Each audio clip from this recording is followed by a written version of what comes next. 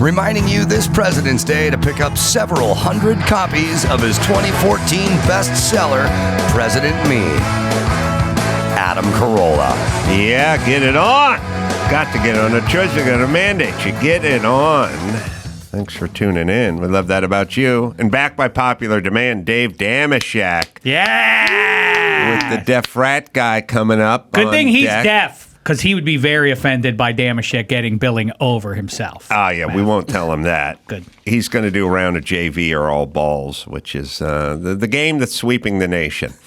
All right, stuff to talk about. Shek's got a something of the year to reveal. Yeah, I got a big response. Everybody didn't agree, as it turned out, but the last time I shadowed your door, Ace, as you may or may not recall, I revealed the fruit of the year for 2023, the Sheky Award, the most coveted of all Sheky Awards, the granddaddy of them all. Yeah. And because it was a poor year for fruit, a sour one, I gave it to appropriately, I thought, the lemon. A lemon is it's really like Kelce, the center for the Eagles.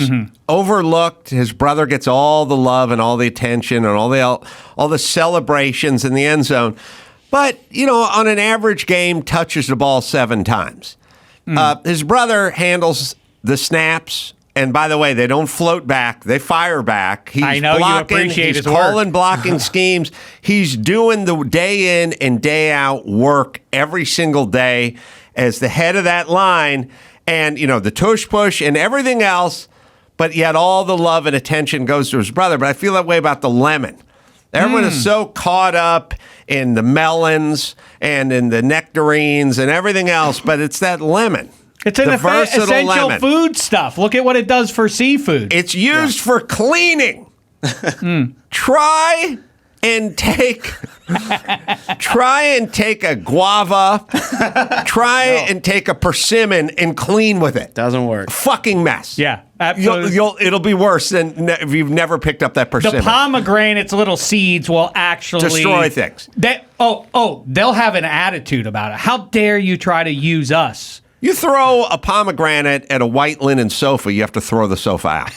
You throw a lemon at it, there's a fight over it's who our gets to worst sit fruit. there. I mean, it's a pain in the ass for who this pomegranate thinks it is. You crack it open, it looks unholy. It doesn't look like something you're supposed to be ingesting, that's for sure. It looks like the inside of some creature not of this earth. And then it gives you those little seeds, which are so pretentious and full of themselves, but not full of much juice. And the juice that is in there makes your teeth feel chalky and, as you mentioned, will ruin all your clothing and couches and otherwise. And maybe there is a connection there between Travis and Jason Kelce. But my big takeaway from those two is, as a father, maybe you'll relate to this, Ace, the nature versus nurture debate is hereby settled by those two guys. Understand, Jason Kelce, husky, frat dude, loves chugging brews and all that dude.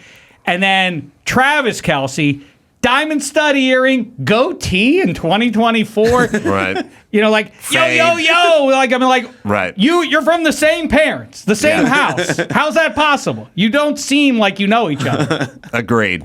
So, also, pomegranate name derived, the name grenade from pomegranate, because grenadine is the sweet liqueur. It's not liqueur. It's just a sweet thing they make Shirley Temple with. Right.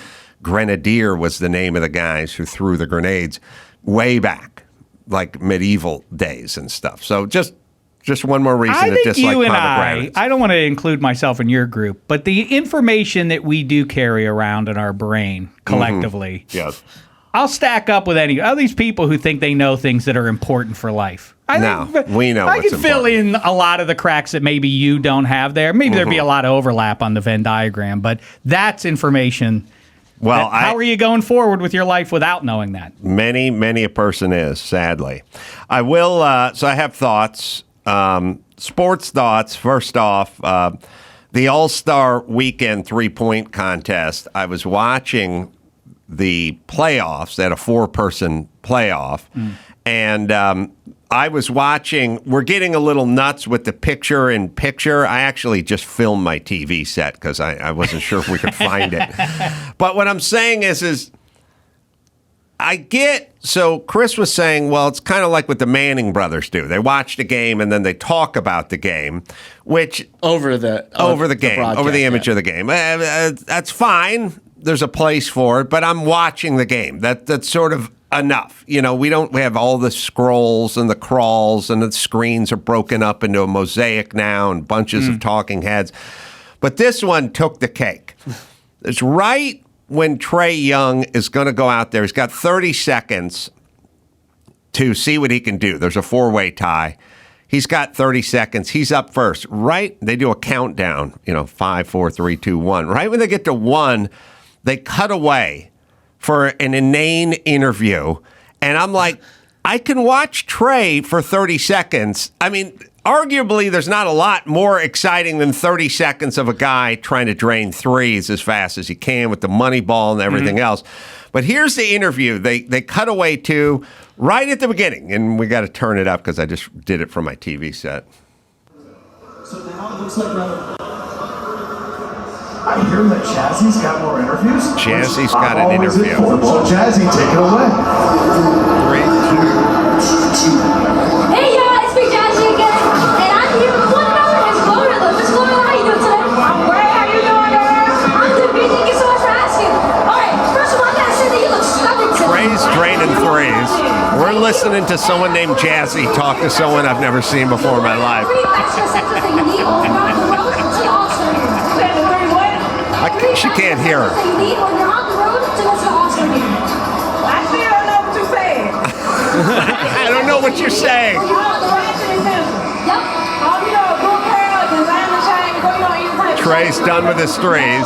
He had a buzzer beater, but I don't think he beat the buzzer. Exactly. First of all, you gotta make sure you got your outfits correct. And the Shek, you always be the Shek. I love Shek. You say you love who? I love Shek. Oh, Oh yeah, I love you. what? So, I got a music trivia for you. You ready? Yeah. Alright. What was the name of Jay-Z's first studio album? Damn. I don't know. What the hell? What is this? She's got more trivia coming. Look at Oprah's best friend there on her cell phone, not watching anything that's happening. Gail. She's got a courtside to Gail. Yeah. Yes. And by the way, speaking of the court, what in the hell is that It's abomination? an LED. It's an LED floor. I don't need it. It looks terrible.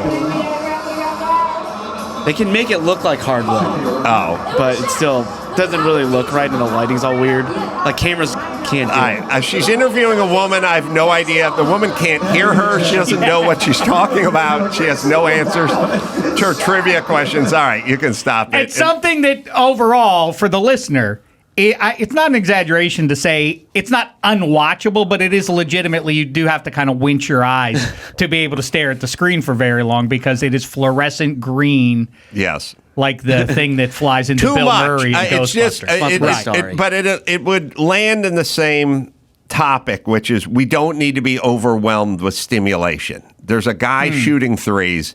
We can watch it on hardwood.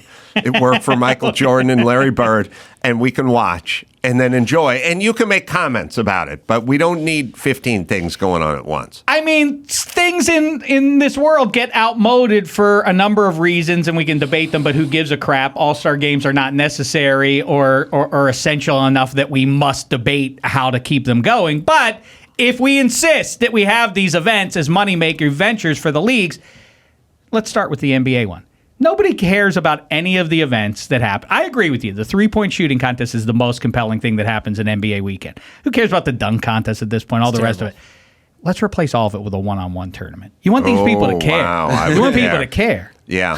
There's nowhere to hide. There are 4 other guys on the floor with you. You could be like, I thought he had him. Not in a one-on-one game, you can't. Right. Yeah. And you do it by height. You have 4 categories. Brackets. You do 6'2" and under. You do 6'3" to 6'6", 6'7" to 6'9", and then everything 6'10" and up.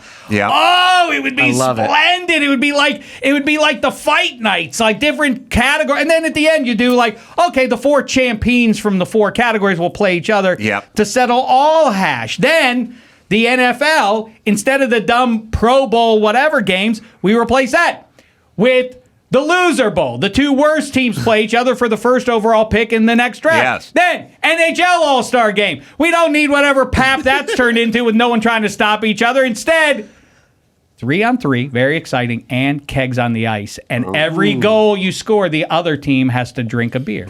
Now we're cooking with gas. Beautiful. I want a world where that happens. Thank you. I mean, these are good ideas. I watched the All-Star game last night, the NBA All-Star game.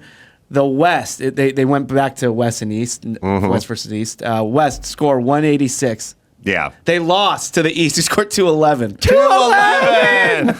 211. Unbelievable. So stupid. The other thing that needs some reconjiggering, as well as the All-Star tournament weekends, I've said it a few times.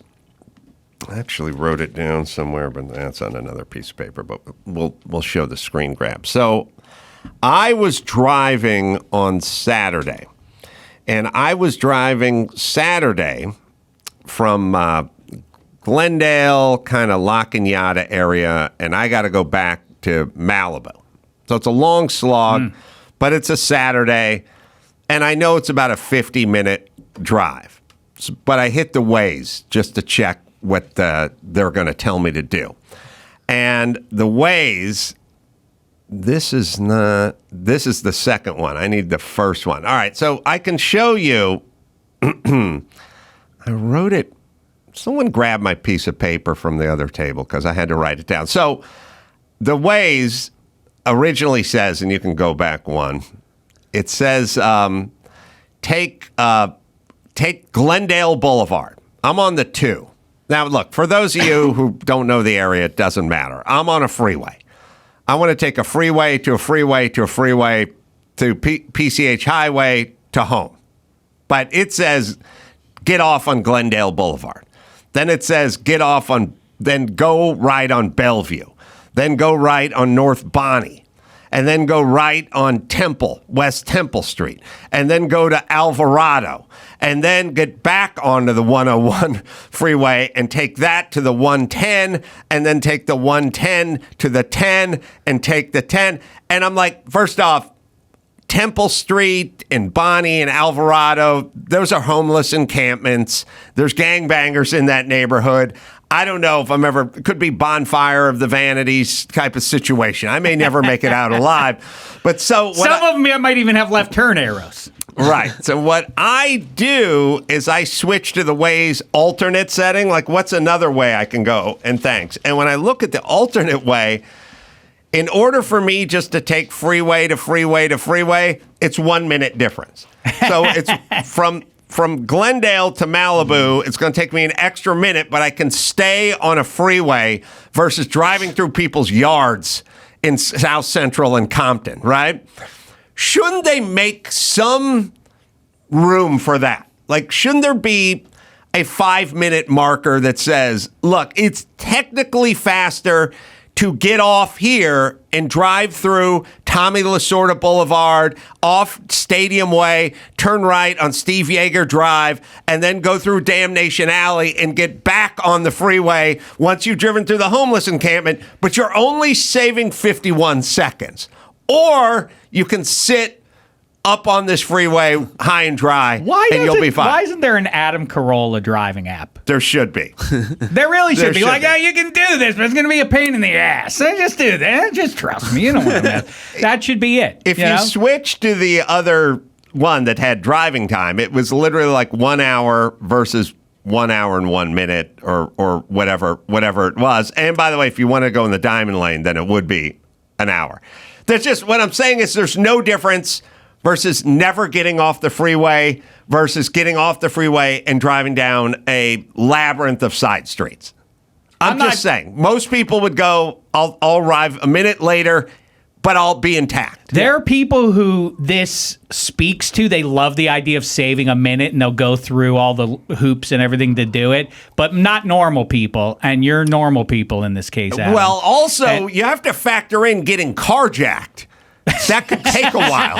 You got to call the cops, the insurance. You got to pull a shiv out of your side. It's a danger factor. You're literally crisscrossing all the way through the nastiest city in the world, and you can get hit, you can get hit by a homeless guy. I'm giving this 4.5 passion fruits danger that you could get carjacked here. This could be a big thing for you, Adam. Let's do it. No, listen, the thing you need to do is get off Waze. Get on the other one. The MapQuest does exactly what you're talking about. Really? It's like slightly longer route or like slightly it does indicate those things. You want to jump through hoops? Go ahead.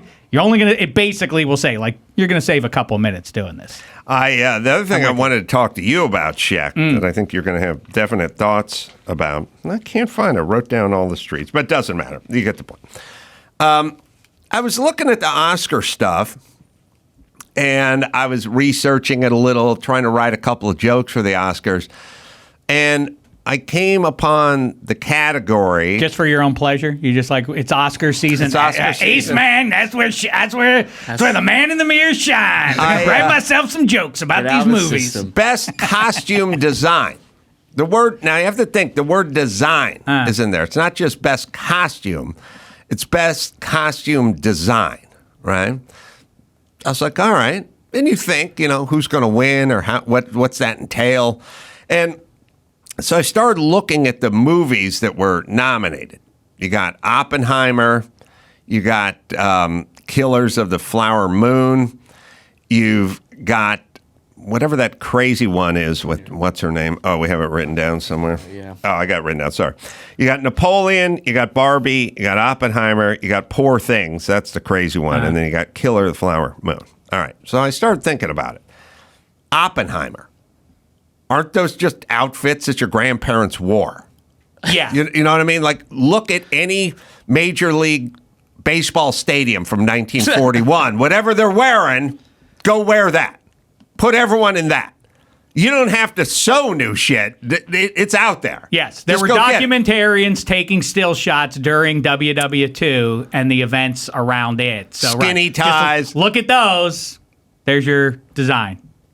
Right. So why the nomination for the person that just goes, go to the Salvation Army and get some smelly stuff from days of yore, and everyone just put this shit on, Yeah. All right. There's that. There's that. We're looking at Oppenheimer. Who's ironic, though, just wearing for costumes that you get a trophy that's nude. Yes. Interesting. Mixed message to the kids. So Oppenheimer, you just however people dressed in the late 30s and the early 40s into the mid 50s or whatever took place, you just have photographs, endless photographs of it. And then there's Barbie. Barbie's outfits were all based on Barbie's old outfits. That's right. I look at an old toy catalog, Christmas catalog from Sears. Just get the Barbie and the pink Barbie and then just make a bigger version of that. Right. Not creative. No. Right?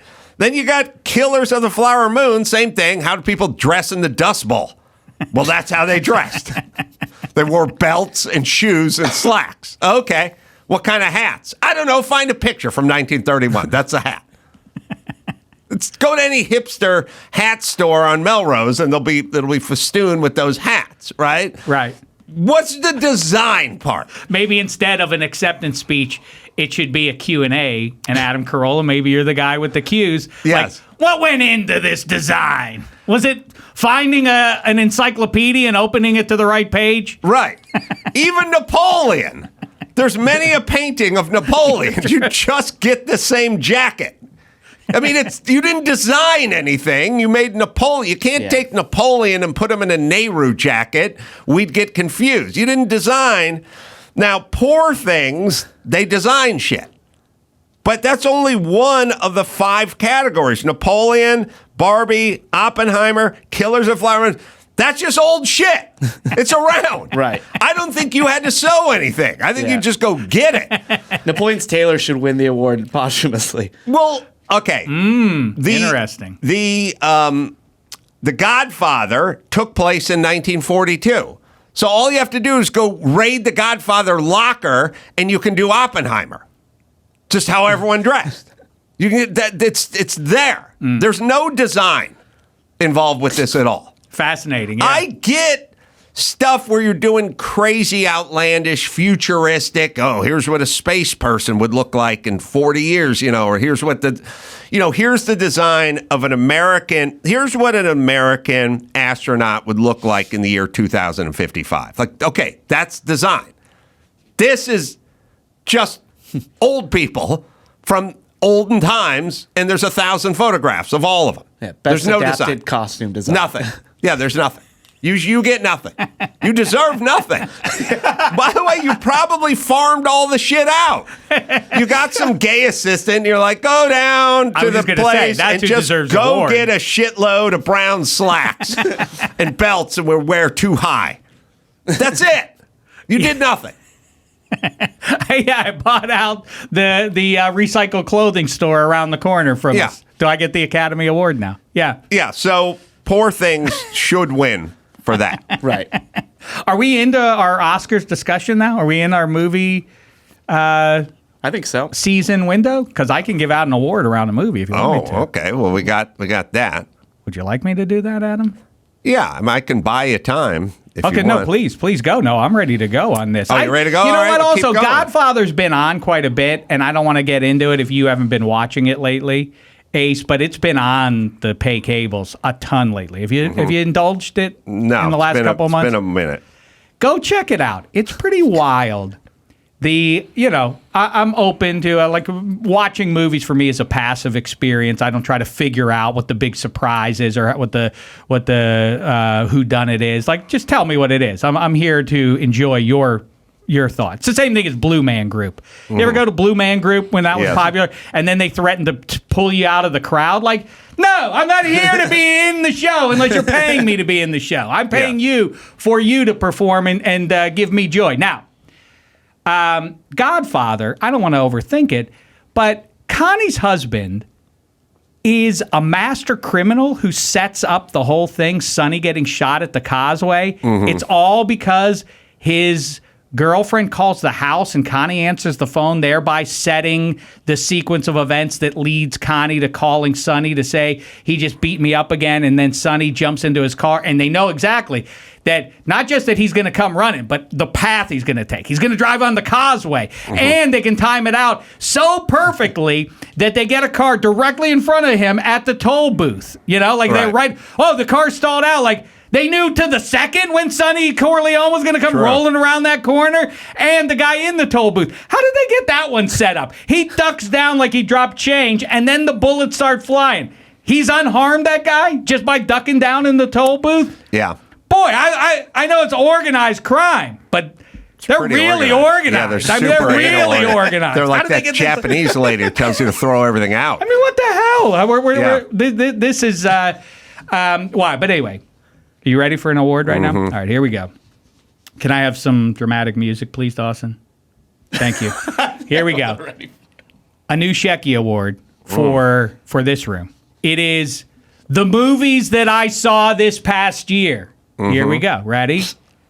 Now, it's a different standard because I didn't see all the movies up for the Oscars. So you got to forgive me. I'm a human being. Limited, I have children. I'm a busy man. I'm doing the most important job I've ever had, fathering. Well, that's your greatest role. That's my greatest role. I shouldn't attempt to steal Reliance from Adam Carolla. It's not going to go. How stupid can I be? All right. Movies I saw this past year. The first nominee is Oppenheimer. It was an epic. Did you see it? And 80 years later, it really was poignant from this 21st century man. 80 years later, we're still struggling to reconcile whether man's ability to advance technology has outstripped our own morality. I was so blown away by the costume design. Really I'm saying the person next to me, what do they call those? And he'd go, slacks. I go, whoa!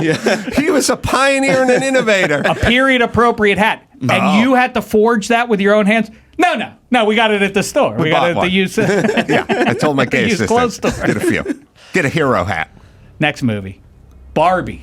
I know it's controversial in some circles, but in a world where just remaking old good movies counts as a good idea for a new movie, I found Gerwig's Barbie clever and unique filmmaking and made a powerful statement for young women of this generation. Yeah, those Next. are the two biggest movies.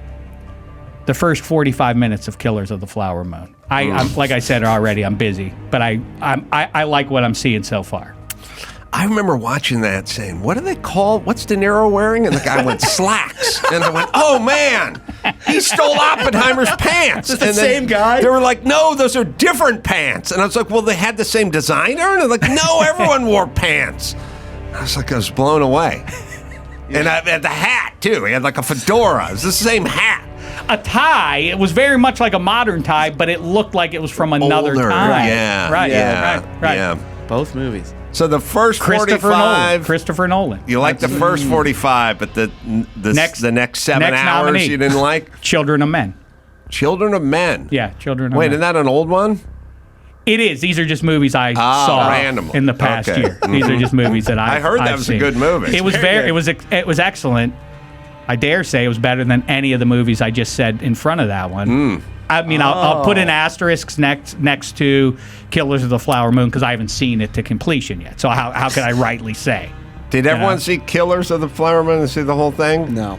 At some point, what's his name? Brendan Fraser popped up at the end and has sort of become a cartoon version of Brendan Fraser. Like he showed up and it was a total stunt cast, weird thing, and it just unnecessary and So he's still carrying some weight from the whale. Yeah, he kept. Do his you whale know, weight by on. the way? Oh, well, let me finish this All right, award, and sorry. then I'll take him to task, if I may finish. Okay. The winner of the best movie I saw this past year is a little bit of an upset because I love Children of Men. It's The Godfather. You've seen this movie, correct, Yeah. Adam? I know we talked about Yes. it, but I mean, it seems like it's been a while. It's the story of a father and his 4 sons, one of whom is really just adopted, but they treat him as one of their own. And they're all together struggling through the generations and the paradoxes to maintain honor in the murderous world of the mob. It's something. It's something So to we should, drink what's it in. called again? It's The Godfather, The Godfather. and so it's the best movie I saw, and it edges out Children of the Men, which I say is maybe the best movie of this millennium. How to say you to that one, Adam? I haven't seen it. I don't know. All I It's hear, for you. all I hear is how good it is, but I've never seen it. It's great, and it's slightly in the future, but you'll be pleased to find that they dress like normal people do. I don't They think get there's best any. costume design. I don't know if it did or not, but it's appropriate that would come up around this. Shek, here's something you should be interested in: the state of modern sinks.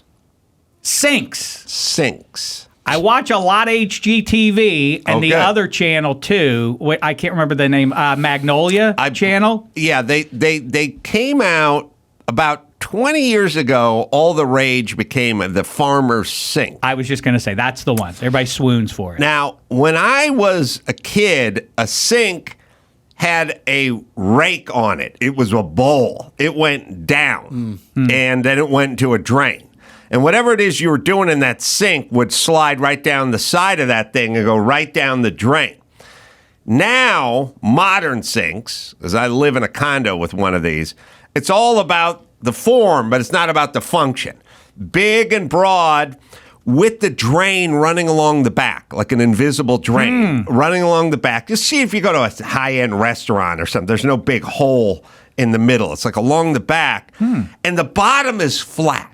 And the sink is always a goddamn mess because when you shave in it and all the shit gets down there, you have to then go push it sweep it along. off, You yeah. have to get a sponge and it constantly sits and it's just a mess. It's always a fucking mess. I washed my tennis shoes off.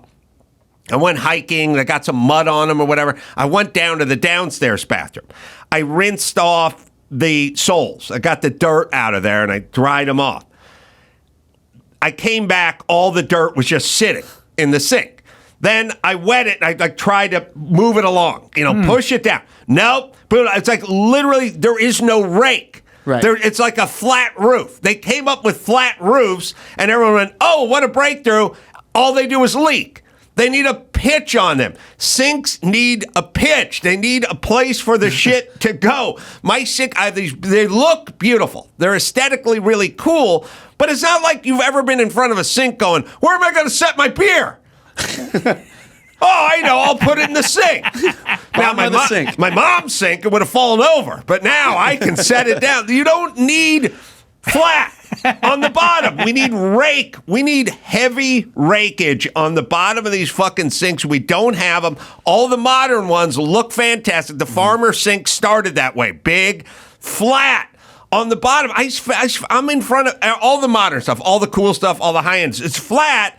How many times you found yourself like after doing the dishes or there's junk in there and you're just hosing and hosing and pushing and hosing, I'll spray a little behind, it'll get moving, then it stops. You know, there's a piece of meat or there's a piece of gristle or a piece of vegetable. It's like, oh, it stopped. I have to like wait. Sinks need X amount of rake or they should not be available in the United States. Like I need a 12% grade. I need something. Like we have rules, you know, we have rules about bumper heights. You can't, they bring Ferraris over. And in Italy, they're all real low and look cool. But here, back in the day, we had to put bigger springs on them so the bumper would get up because it was too low because we had rules. We need a sink rake rule. We can't have flat bottom fucking sinks. They don't work. They look great. They're not functional. And I find myself, you go to my bathroom sink right now, it is a disgusting mess. And I try to push the whiskers and the shave cream along. It doesn't want to go. We need rake in sinks. I like that thought very much. I don't know if society is ready. They're not. Coming off of Oppenheimer and the aforementioned moral issues that it reveals. Same thing, like our technology has exceeded our ability to make sense of it now. Like, is this change we need, or is it change for change's sake? Every sink, Oppenheimer too. My sink growing up was just it was just a bowl. It was just a half circle, and everything went down it. There was no pushing things along. They're all flat. They're all too cool for school. There's no drainage anymore. They've decided to put the drain in the back along the thing. It doesn't work. I'm pushing. It's non-functional. There needs to be a regulatory body. What in the kitchen is the invention that probably got the most hype at the time that over the decades since we've realized it's not that great? Is it like that? Is it a farm thing? Does it compare with the microwave? Because I submit that there's no value to having a microwave. Oh, I live off a microwave. Yeah. So what? What do you need in the microwave that you can't get done with your oven stove? I zap my coffee a lot. I'll find myself milling around with a mug of coffee all morning, and I set it down in the bathroom sink because I don't want it to fall over. And the windowsill is consumed with your morning's urine sample. That's right. That you like to post up there, so as we've discussed in the past. I'll set it down, and at some point, I'll realize it needs to be zapped. And that's where the microwave comes in. That's what we need, that massive thing taking up that much counter space or hung from whatever cabinets underneath and all this. But never mind to stop and think, do we need this thing? Is this a necessary thing? So Adam can warm up his coffee? I'll tell you the other thing I do at the microwave that I don't think anyone else does. I am a strong proponent of things tasting better at room temperature. Like if you get a salad and you go to a steak joint, you get a salad and it's got all the stuff and you take half that salad home and then it sits in the fridge overnight, it doesn't taste as good cold. I like it room temp, brings the flavor out. It's to me, it's the poop measuring stick. If you take dog poop and you freeze it, it doesn't smell like anything. And you put it out on a hot day, it smells like everything. And that's what it does. The heat kind of brings out whatever's in it. I will take that salad and zap it for like 15 seconds to get it to room temp, and that's my move. Yeah. I would even like a picture of salad that I could turn this thing to, because I'll do it for 30 seconds and forget about it, and the next thing you know, the tomato's bubbling or whatever. I don't know why you needed to go to the extreme of the dog poop to see how far you could take it, but okay. I like fruit. I don't like fruit in the fridge. I like fruit outside of the fridge. I like room temp fruit. I don't like cold fruit. Is that maybe the root of why you don't love the apple as much as I do? Because there's nothing like an apple coming out of the fridge. That's really it hurts my teeth. I feel like that's I'd much rather have a room temp apple. All right, look, let's agree to disagree. We're going off the rails. I'm going to get into fisticuffs here. DFG is on line one. We're going to do some JV or all balls. I got some ideas for him too, because I brought in some Yoko Ono songs. Oh, and I got a name you're gonna love, Shek. Sports name. All right, quick break. Back with the Deaf Frat Guy right after this. Let me tell you about Chime. Well, it's a new year. Break up with overdraft fees. The Chime checking account handles the heavy lifting while you get a handle on your goals for the year. Overdraft up to $200 with fees with SpotMe when you set up a qualifying direct deposit. You can even get paid up to 2 days early with direct deposit. No monthly minimum balance, no impact on your credit score to apply. Access 60,000 plus fee-free ATMs. I didn't even know they had those. God, what a time we're living in. Easy to find one near you with the Chime app. Pay friends through Chime, whether they're a member or not, and cash out your money fee-free, all with Chime. Am I right, Dawson? Signing up for Chime takes minutes, so join the millions of other Chime members and sign up today. Get started at chime.com/Adam. That's chime.com/Adam. Banking services and debit card provided by the Bancorp Bank, N.A. or Stride Bank, N.A. Members FDIC. SpotMe eligible requirements and overdraft limits apply. Early access to direct deposit funds depends on payer. Out-of-network ATM withdrawal fees may apply. Tommy John. Oh, love me some Tommy John. Super soft underwear, loungewear, and pajamas. Give your private parts a new lease on life. Breathable, lightweight, moisture-wicking fabrics that feel much more comfortable, and you'll feel better in these things. And when you feel better and more comfortable, you'll do everything better. Tri-blend and modal fabrics. Stretch 4 times more than competing brands. Tommy John moves 16 different ways, and I'm wearing mine now. Once you get into them, you won't get out of them. That's, I think, about the best thing you can say about any product. Once you get into Tommy John, you're not going anywhere else. Plus, comfort innovations like supportive hammock pouch, easy to access, horizontal, quick draw fly. It's all there. Over 20 million pairs sold. Thousands of 5-star reviews. Tommy John doesn't have customers. They have fanatics. I know. I'm one of them. Best pair you'll ever wear, or it's free. Guarantee. Am I right, Dawson? Shop TommyJohn.com and get 20% off your first order right now at TommyJohn.com/Adam. Save 20% for a limited time at TommyJohn.com/Adam. TommyJohn.com/Adam. See site for details. As we venture into our 15th year of podcasting, here's another memorable moment from the Adam Carolla Show's Ace Awards archives. Give us one more, DFG. Okay. Well, I'll do a quick. What about my me being snubbed on the Ace Awards? Oh, yeah, I didn't think about that. Best caller, best friend of the show, best fucking most loyal bro. I mean, we didn't have most loyal bro. Well, I just, I don't. Obviously, I'm not going to tell you if it's all balls or Davey. I think it's Davey. Okay, I'm sorry. Wow, it's just getting emotional. I didn't even think that you guys even cared because it wasn't even mentioned, obviously. Hey, DFG Maverick, are you getting emotional? We thought you were this kind of cool guy. We didn't know you had this. I could only be tough for so long, but then the tweets start rolling in. People are like, sir, you got snubbed. People think because I'm a chill dude, I don't have feelings.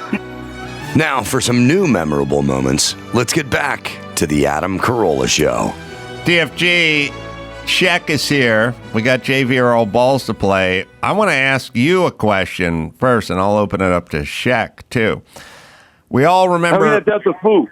Yeah, wide out for the Giants, who made that great sideline over-the-shoulder catch when they beat the Patriots in miraculous fashion.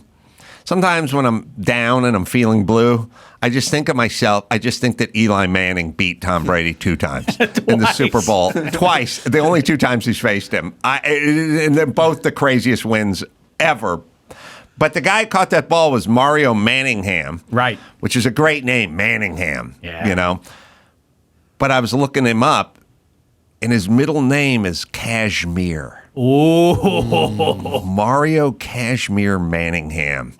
Big Zeppelin fans. I would have dropped Mario. I just would have went with Kashmir Manningham. Oh, yeah. That is a great middle fucking name. Cashmere Carolla. Oh, that. Go back in time, Adam. It's not too late. Sonny Kashmir. Sonny's a good name. Cashmere's even better. Set him right. up for success in his adult life. That's true. Yeah, I can hear it now. Kashmir, I'd like to supersize those fries. Kashmir, you missed a spot on my bumper. That's the danger. Kashmir, we can't sign third-party checks. We can't cash third-party checks. You're going to have to get your co-signer to come in here if you want me to cash that check, Kashmir Carolla. I can hear it now. As we've said before, the downside of being Champ Bailey is if you wind up a janitor. That's hey, right. Champ, stall 3's clogged. Go That's get right. that. Get your industrial plumber. Sorry, Mav, I cut you off there. No, I was just saying it's like rich man, poor man. Mm-hmm. Yeah. The name's Kashmir. Yeah. So go both ways. Yeah. But, you know, every year for Christmas, you just get him a sweater, and he can't say shit about it because it's right in the name. So, DFG.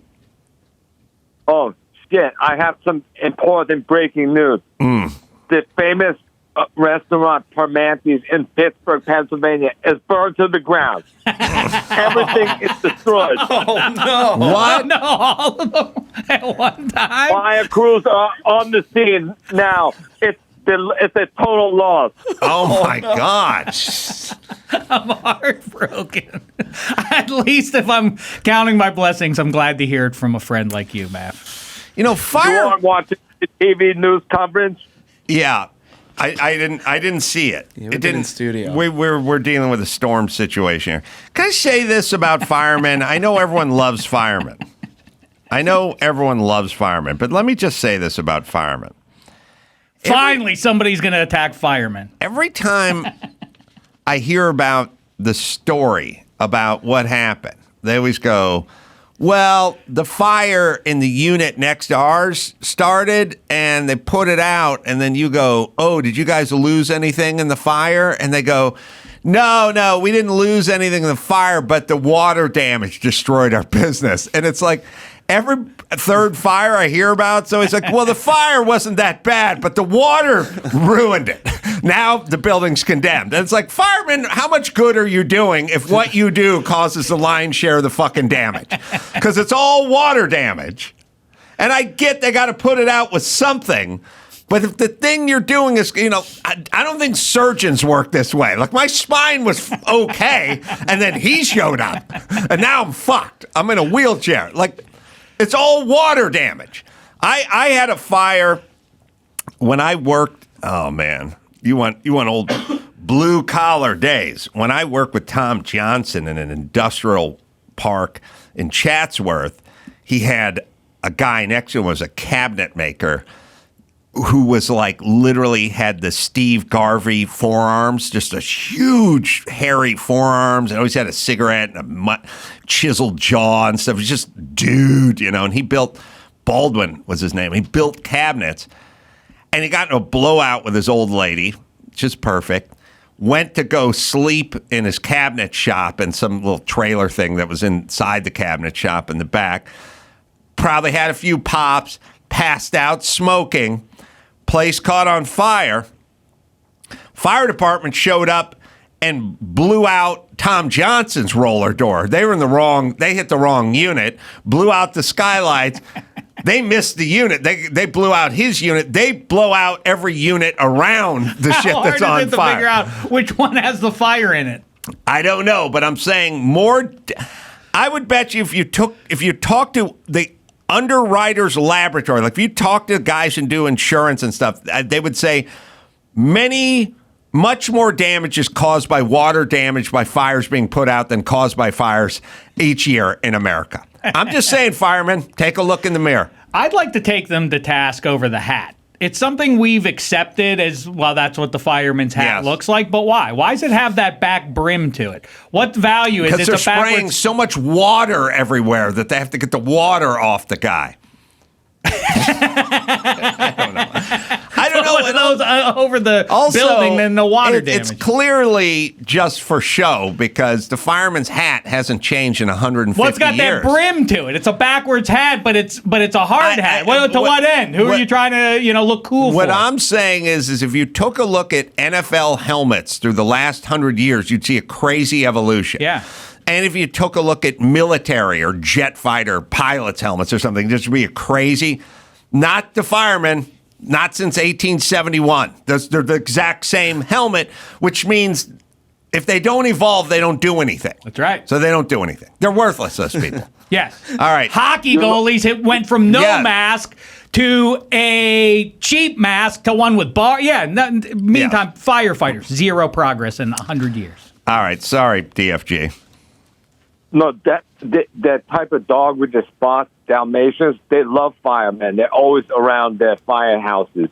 Yeah, it's true. Another worthless affectation. They don't put out fires. They don't alert people to fires. They just hang out.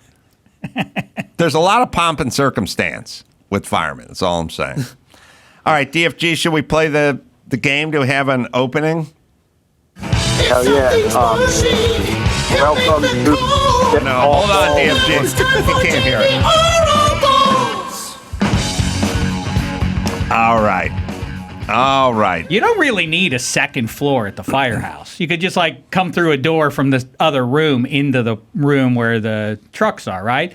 Talk about a unnecessary art. The pole seems cool, but what if it's just a ranch house, a ranch firehouse? Yeah, single level. Yeah, that's all. Yeah, and also the pole, how much time we really shaving off? You know what I mean? Because I've seen enough World War II movies where they're like battle stations and guys are sliding down the stairs, put their hands on the rail and just slide it down.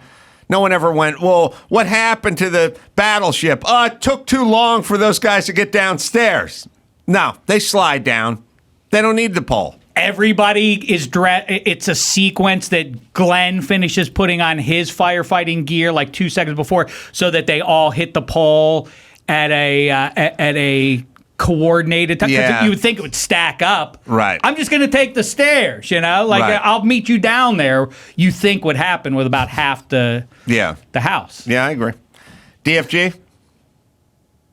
Hell yeah. All right. The first topic today is doomsday prepping. Doomsday prepping. Shek, I don't know if you're nervous, but best I can tell, the richest human beings in the United States are either frantically trying to go to outer space or they're building a bomb shelter. Now, they know something. They have access to information that we don't have as citizens. I think that's fair to say. They run in circles where people get information. So the fact that half of them are trying to get off the planet and the other half are tunneling into the planet suggests an eerie harbinger for the rest of us who don't have rocket ships or basements. You know what I'm saying? Fascinating point you make, and I'll take it, except my Devil's Dameshek, it's sort of like a modern day toupee, which is for all your powers and all your money, you can't ward off mortality, but I'm going to try by putting fake hair on my head. this is the modern equivalent of that. If you are the creator of Amazon, as a for instance, I need a separate world that will keep me alive. Spoiler alert, it's not going to do anything. You're still going to die like the rest of us. Where I'm going to say that this is locked in a box with your wife for 40 years, like, I'd just eat a bullet, right? Like, hand me the pistol, baby. An important reminder, there's a distinction to be made between living and merely surviving. Yeah, because your woman would be like, we got enough food for 28 years. I'd be like, I just need one bullet. I just need one bullet. And they'd be like, but do we have enough food and potable water? I don't need any. Don't get the can opener out. Find the pistol. I think I know Mav well enough to say that he understands this is a JV move. You're not worrying about tomorrow. You live for now. It's better to burn out than to fade away, right, Mav? Hold on. Sorry. I like That it. is exactly. Hold on. You can't prompt him, Shek. I'm sorry. I think it's all balls only because of the proclamations the guys make, not Zuckerberg type on Hawaiian Islands, but I mean the more rural sort of guys who go, you guys are laughing, but when the shit goes down, I'm gonna be laughing when you're scratching at my door. I like the proclamation. I say all balls. I also say all balls. I like the backup food. I like the big heavy doors at the bomb shelter. It's good to have. And can I say this? If enough people prep for Doomsday, there won't be a Doomsday because there'll be millions of people who prepped. You got to think of it that way. It's an equation. What do you got, DFG? If there is no Doomsday, you look like an ass clown, JB. It's Shek's up. There are people that, like religious people that do good stuff all their life. It's like, oh, I love to bang that chick, but I can't because, I'm married or whatever. And then they're like, oh, shit, there is no heaven? What did I waste my time on earth for? Mm-hmm. It's like the same thing, yeah. You're right. This is like, why did I put all that cream fucking corn in the, in the basement? Yeah. I could have been doing other stuff. Yeah. I didn't think of that. No, I agree. Do not live life in the rearview mirror, regretting the cream corn incident. Also, your daughter's sure to lose her virginity in that place. You know what I mean? It's ultimately, you'll never be saved from a Ruski nuke, but your 14-year-old daughter will lose her virginity. That's what someone should explain. Like as you're digging the hole, I'd like to just show up and go, chances of surviving the Ruskies here, that's statistically 0. Chances of daughter being deflowered on your cot, 100%. Feels like they don't, in movies when they depict this, they don't have enough booze there. It's like, hey, I got a fifth of whiskey. Oh, yeah. Give me that. Like, okay, that's going to be gone next week. And then what? Don't you overdo it with the booze? Because you're not, in the apocalypse, you're not going to have your streaming channels anymore. So you're going to need something to occupy your time. Booze. Agreed, but I think by the way you stocked your Doomsday bomb shelter, you would out yourself. Like if you just said, we got another pallet of Cutty Shark and porn. Yeah, woman. Yeah, it's going to be a while. Well, how many cases of Cutty Shark? Well, you said we could be down there for 20 years. I'm going to need a lot. Best thing about the apocalypse, you're going to get to know the real Adam. That's right. All right. Sorry. Go ahead, ma'am. Oh, yeah. So, okay. So the next one, hey, dude, I don't know if you can tell, but there is a little frog in my throat. Mm-hmm. Yeah. I'm feeling under the weather. So here is my next topic for All Balls versus JV. The flu. The flu. The flu is bad, but I'm tired of talking about the flu shot. A lot of people, did you get your flu shot? I go, nah, I haven't got it. You should get your flu shot. And then there's a debate. Well, is it the right flu shot? Well, they're going off last year's flu, but they don't really know what this year's flu is. Well, what's the shot do? And they're like, well, they're getting close.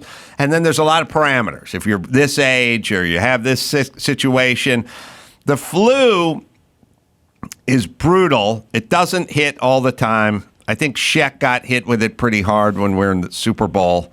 many years No, ago. that was a poison oyster. Poison oyster. Same effect, though. Same effect. Oh. It's brutal. It is. It's really the viral equivalent to surviving a plane crash, which is it renews your vigor in life. You know, and when you come out of it, you're like, I'm going to change my ways. I'm going to start living. I'm going to appreciate my days. You know, because it's so brutal. I don't like when people are already perceived as society's heroes, gild the lily, by it coming out after the deed of heroism, even if it's football. Tom Brady, like he beats the 15-1 Pittsburgh Steelers. It was 0 degrees at kickoff in the AFC title game in the 04 AFC Championship. He beats the Steelers, breaks Pittsburgh's heart, goes on and wins another Super Bowl. After the fact, it comes out, do you know Tom Brady had the flu that whole game? Screw you, show off. Isn't it enough you already hurt our feelings? Now you got to brag that you weren't 100% doing it? I don't like when people do great things with the flu. How's that make me feel? Yes. I don't do anything when I don't have the flu. Yeah. And then also people have to compare the flu. Like, I remember the last time I really had the flu, I kept talking to people and they're like, yeah, I had it too. And it was bad, you know? And I go, yeah, I couldn't even get out of bed. And they go, you didn't have it like I had it. I had it bad, you know? And I go, Both mine ends. was bad. Yeah, both ends. Oh, it was bad. And it's like you have to say who was more miserable by their flu. I don't like the flu. I go JV. I'm gonna go all balls only because it as Shek pointed out, and Michael Jordan did this too when he supposedly had a hangover. He used the flu to disguise it, and it became one of the most epic NBA Finals performances of all time. So I would Well, say is that the pizza poisoning, food poisoning? supposedly one? it was that, yeah. So he said he got food poisoning from the pizza, but that wasn't the flu. That was food poisoning. Right, but yeah, I've heard pizza, I've heard hangover, but they call it the flu game. Oh, they Many do. of the symptoms associated with the flu are probably ones that Mav experiences the morning after an especially rugged weekend of partying, like homecoming weekend or something. Doing like a lot of funnels. So I think he Let's probably see. is nostalgic for the flu because of its association and the way it mimics a hangover. Yes and no. Let me explain. All right. The first thing, and this is whatever, this is a throwaway, but it's called the flu. Like, that's, you know, other things are like, oh, I had the cold or whatever. You know, it's like, it's its own the. Yeah, it's grandiose. Or the whatever. I'm not Mr. Grammar. Yeah. Well, no, you'd say I have herpes, not the herpes. Right. 7 years of college, Exactly. no grammar. No grammar. It's a communications major, too. You know, the flu or the flu. But this is what I'm going to say, and I'll tell you this. Look, we're all busy dudes. I'm running around like a chicken with my head cut off half of the time. Oh, really? Wow. But the flu gives me a time to hit the reset button and to spend a little time with the man in the mirror, Oh, wow. That's a good way to look at it. Yeah. to pamper myself, not that it's like a day at the spa. I'm bumming, dude. Like, I'm smearing big vapor rub all over and don't get that stuff on your junk. Oh, not the vapor rub, yeah. Has to burn.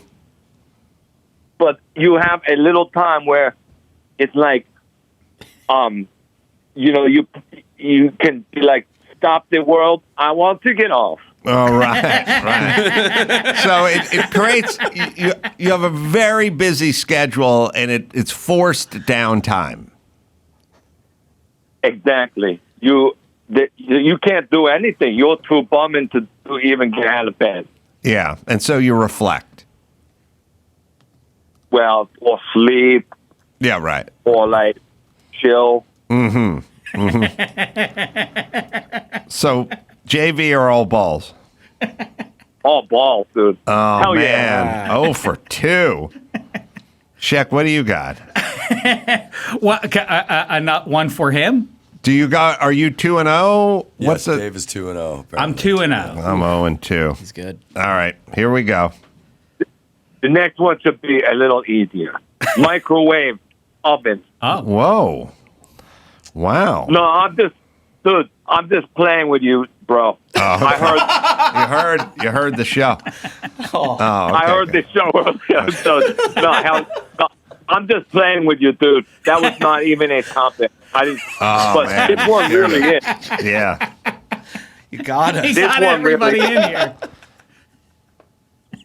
This one, okay. Silk. Silk. Phil, what? Silk. Stilk? Dilk? S-I-L-K. Oh, silk.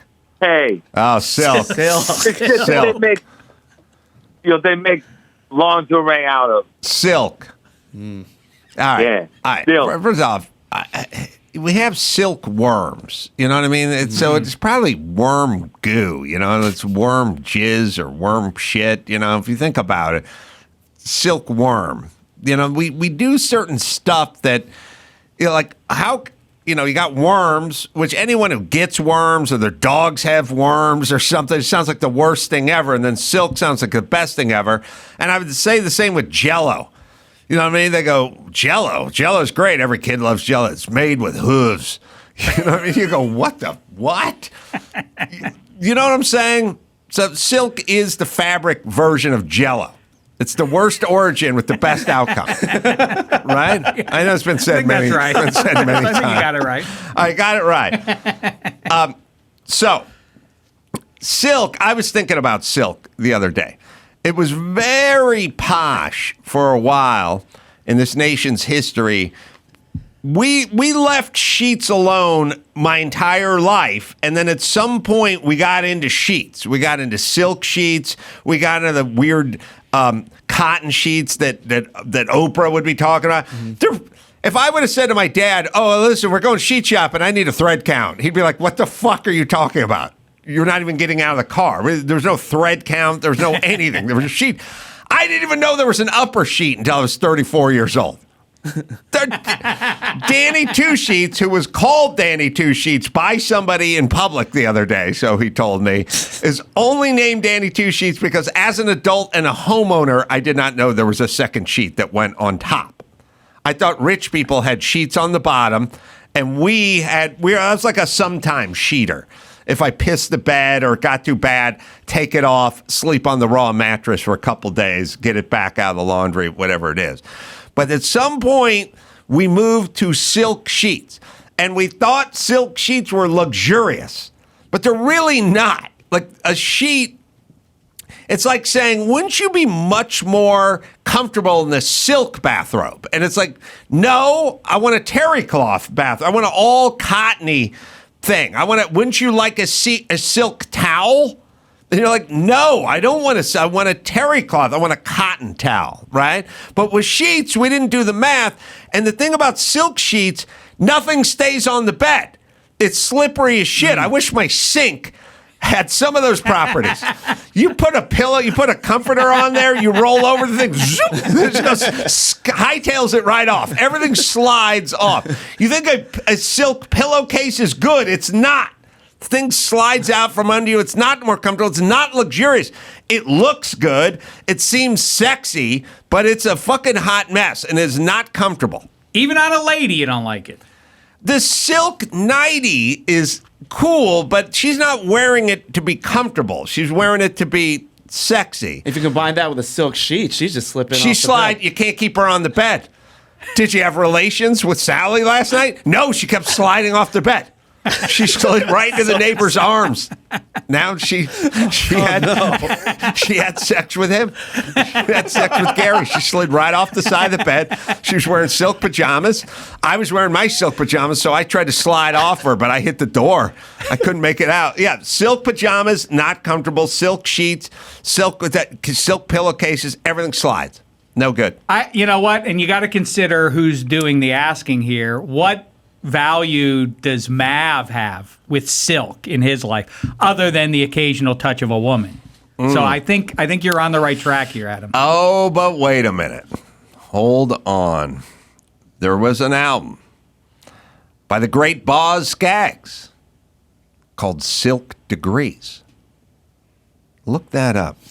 Silk Degrees by Boz Scaggs is a great record. There was also a seminal, and I mean seminal, show, Silk Stockings. Oh, yeah. Before the days of ubiquitous porn. Before the Red Shoe Diaries made the scene. You could on network TV late at night. It's also the name of an almond milk that sucks, and I'm tired of all the milks and all the stuff. I think that show Silk Stockings, it was like one of those things where the dude's name is like Michael Silk. It's a triple pun. Yeah, Silk Stockings. I don't know. I've had bad experiences with Silk. I've lost a couple ladies to Silk.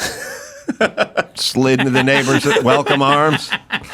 And I don't even think they make silk fitted sheets. I'm not even seeing them. I don't like Silk. I'm against Silk. So I say JV. I also say JV. I think it's getting worms to make it. It just seems like too much effort for something that's so delicate that people change the way they act in life because they're wearing silk. Oh, I won't drink that. I won't go outside. I don't want to get this wet. So JV. I think I would say Mav is more of a velvet guy. If I had to guess, I'm gonna say JV. JV comes out of it worms. Butthole. Yeah. Oh yeah. All right. Well, here, honey, here are some Victoria's Secret underwear for Valentine's Day. Oh, by the way, it came out of a worm's ass. Yeah. You're right. Yeah. How luxurious. Oh, where did you get this? Came out a worm's ass. Yeah. No, I know. JV. Yeah, I agree. A lot of worms unnecessarily have to die for this product. Yeah, it's cruel. But you like a worm in your tequila, don't you, Mav? Hell yeah. Figured. But there's only one that has to die for you. Yeah, that's true. All right, let's do one more. All right. One more. Let's see. How about letters of introduction? Letters? Like in the old days, when you go like to the pioneers, the Indians are about to scalp you. You're like, wait, I have this letter of introduction from George Washington. No, dude, that's JV, bro. What? This one, I have a better one. Okay. All right. Reclaiming your virginity. Oh. Now, I don't know if this counts, but I'm trying to reconstitute my foreskin. It's a process of weighted. I didn't want to get into the therapeutics of it, but there's a way to do it. You know what I mean?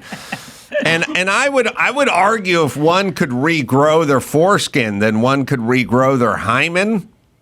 You know, I think the problem with it is that's for you. It's not for your newlywed husband. You know what I mean? He knows that you got passed around pretty good in college, you know, and you announcing that you've refound this thing. I don't, you know, I feel like once a car's a salvage, it's a salvage. You can say that vagina's brand new and has a showroom smell and everything, but it's a salvage. Do you know what I mean? Mm-hmm. It's never, the door's never going to shut right on that vagina. And so I don't like it because I feel like it's a game that you're playing with yourself. I don't think you're going to convince any people around you. And then how do we do it with the guys that did have sex with you back in the day? Because they got a list. You know what I mean? And we come around and take your name off the list. I don't think that's fair to them. You know what I mean? They got their numbers. A lot of guys focus on those numbers. Yeah. Like, oh, before I was with my wife, I was quite the man about town. Oh, no, you're not, because now we got people that have reclaimed their virginity, and we're removing 34% of those bitches from your list. Then I become a virgin because all of them said Right. that What they're if you virgins. lost your virginity to the one who reclaimed her virginity? Now you've lost your virginity. Your virgin status is back in play. Or what if you do what I do? I have the night post with the notches on it. You know what I mean? What am I supposed to do? Get some putty? Fill up some spackle and fill up the notch? I put notches on my belt when I kill a man, and I put a notch on the bedpost when I down a woman. A lot of notching. There was a lot of notching of a lot of pride in betting another woman It's from amazing. past generations. That this is what you would do. Get me the notching file. knife.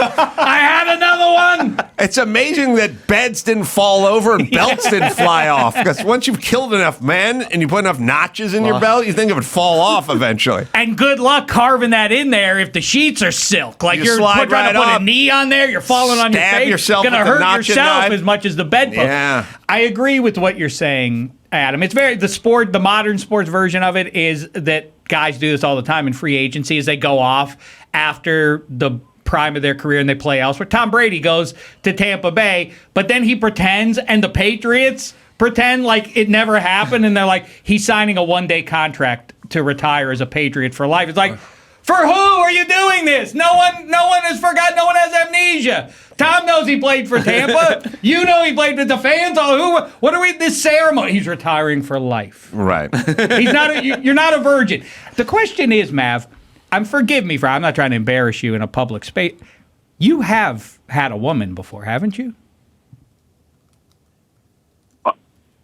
It's taking all my power not to hang up on you right now. Jeff. I'm just asking a question. You've insulted him. Don't insult the man. He's the king of fraternity row. He's bedded many a woman. My hand right now is leaning against about 200 notches, bro. Oh, wow. Whittle that thing down. That's a lot of notching.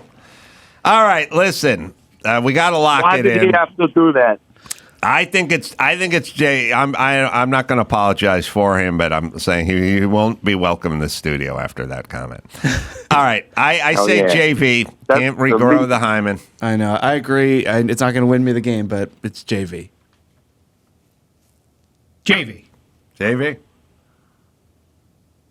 I'm going to say, I'm just taking all my self-control to not lose my shit right now on what Shek just said to didn't me. mean it. To my face. Yeah, sorry, man. He said it to my face. But Yeah. and anyway, the bet, you don't use,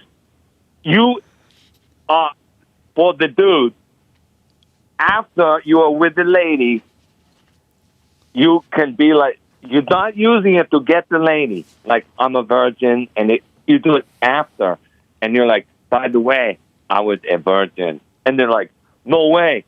You were hammering away for 45 straight minutes doing every position under the sun. How were you a virgin? And you're like, I don't know. It was the first time I thought. And then you have a bond with that lady. Mm-hmm. Have a bond. For shit, whatever, dude. I'm talking for dudes. So try it the next time you're with a lady. After, be like, by the way, that was my first time. and they'll be like, oh, that is so sweet. You are so sweet and also a stallion in the bedroom. So, is it JV or is it all balls? All balls. Oh, yeah, all balls. All balls. All right. Well, man. That's impressive. Now, who took home the trophy then? Dameshek won it. Dameshek wins. 3-2-1. He knows he knows how to get inside that frat guy's mind, man, because he just must with him. Hey, DFG. Yeah, but he also, like, dude, if there was if this win is going to, make up for an all-time disqualification for insulting me the way he did to my face on public, radio or TV, whatever this is, pod. Like This right sounds now, like my dad I'm now. like, it won't be until I get off this segment that I will really start to get pissed. And I will. You don't want to see me when I'm pissed. No, we don't. It's going to sink in later. I think a lot of rape situations are that way. It's later that it sinks in. An explosion. Explosion of anger from DFG. Yeah, and someone will feel my rage. I think that person is sitting right to your left. Okay, wait a minute. Is that Chris or? All right, just listen. DFG, funnel Natty Light, take the edge off, and take a chill pill. All right. Hell yeah. All right, DFG, everybody. That was a close one. The Def Frat Guy, you can shoot him a tweet at Def Frat Guy. All right, we'll take a quick break, do a little bit of news, and we'll do that right after this. Let me tell you about Viator. Experiences are what people love most about travel. Whitewater rafting, Hawaiian, catamaran, Catalina zip lining. Yeah, my family did that without me. Viator, website and app for booking travel experiences like the Grand Canyon Skywalk, or a guided tour of the Vatican. Over 300,000 bookable experiences in 190 countries, millions of real traveler reviews. So you have the information you need to book the best activities for your trip. Chris, I think you did this with your honeymoon, right? Yeah, when I went to Italy, I used it for a wine tour in Tuscany, a food tour in Venice. I took a tour at the Colosseum. I'll never go on a trip without checking out Viator first. You learn so much and you have so many experiences that you would never have. You can download the Viator app now. Use the code Viator10 for 10% off your first booking in the app. One app, over 300,000 travel experiences you'll remember. Do more with Viator. It's time to check Adam's voicemail. Ace Man, it's Matthew in Pittsburgh, Pennsylvania. Driving through my neighborhood, and I just saw a woman walking and reading a book. Performative, multitasking, what say you? Yerk! You can leave us a message at 888-634-1744. All right. We got some news, and then we'll talk to Mekhi Phifer as well. Yes. What do you got there, Max Penna? So George Santos, he is suing late night host Jimmy Kimmel. Oh yeah, I heard about that. Right, because Kimmel was doing this bit. So he's accusing Kimmel for deceiving him into making cameo videos that were used to ridicule him on Kimmel's show. Yeah, I saw some of this. Yeah, we're in a new era because the law is now chasing technology. Nobody has stuff on the books. You know, they can't. There's precedent for this. In 1902, there was Bakeman versus Charleston, and they had a case that who knows. Now he's saying he must be suing him because he aired it. Yeah. So he's saying that Kimmel misrepresented himself to induce Santos to create personalized videos, quote, capitalizing and ridiculing his gregarious personality, says the lawsuit. So he would receive Santos would receive requests from individuals and businesses seeking these personal videos. Unbeknownst to him, Kimmel submitted some of these requests. Yeah, they must have run this by legal at ABC. I'm guessing. I don't. I mean, from what I remember from dealing with networks and stuff, you don't get to just sort of do what you want. Do you have to kind of clear it with people? Things need to be vetted a little bit. Yeah, I would. I mean, what do I know about the law? But you're Jewish. That's okay. All right. I guess that's enough for me to weigh in here. Okay, thank you. Yeah. You would think that would need to be stipulated in the contract that when you make the payment. Obviously, George Santos is releasing himself to you in the transaction, right? So that waives. Like this, you couldn't record him and not tell him you're doing that. Well, but obviously, I don't know. I think you could get George Clooney to take a picture of you, and you could maybe get a picture with George Clooney while you were holding up a bottle of your booze or something, but you couldn't use it on advertisement. You couldn't advertise with it. Yeah, nothing with like commercials. So now then we're getting into some area. So yes, I agreed to do this for you, but now you're using it to create content that then brings in money or advertisers. I don't know. Right, they're saying it's violation of copyright law, actually. Oh, really? And he's seeking damages totaling $750,000 for 5 videos he created that were played on his show. Do you want to watch one? Yeah. Let's watch one. $750 seems a little low Right. this economy. But all right. Brenda, I wanted to congratulate you on successfully cloning your beloved Schnauzer Adolf. I know it was a lot of trials and tribulations, but you finally did it. Now you get to enjoy Adolf and be happy. So give him a belly rub for me. Mwah. Hey, Ron's wife. Ron wants you to call him George, but then again, not George because his name's Ron. I'm George. Anyway, he hasn't seen you, Swishy, or the kid since his disco birthday, and it's not fair. You keep accusing him of burning down the shed, shooting off fireworks, but he was trying to scare off a bear to protect you. This isn't fair. He loves his Swishy, and he just wants his family to be together on Christmas. And if not, on Valentine's Day or Flag Day. Just watch out for bears, Swishy. Well, Shek, you were the pioneer in this, right? I mean, with Carl Yastrzemski or got Fred Lynn. Fred Lynn, sorry. And I was thinking about exactly that, getting Fred Lynn, Bill Simmons' favorite Boston Red Sox player when he was growing up, to kick Bill Simmons out of our fantasy football league, as is the custom every year.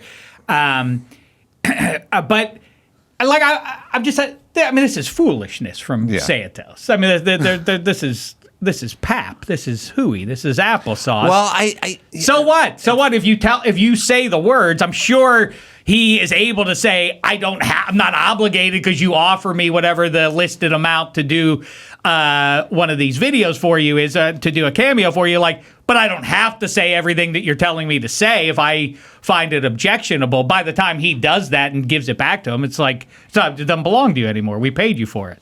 Right? Yeah, well, there's stuff falls under satire, like you're allowed to show clips from Gone with the Wind as long as you're commenting on them, in a documentary or on TV or whatever it is. So Jimmy has the satire argument.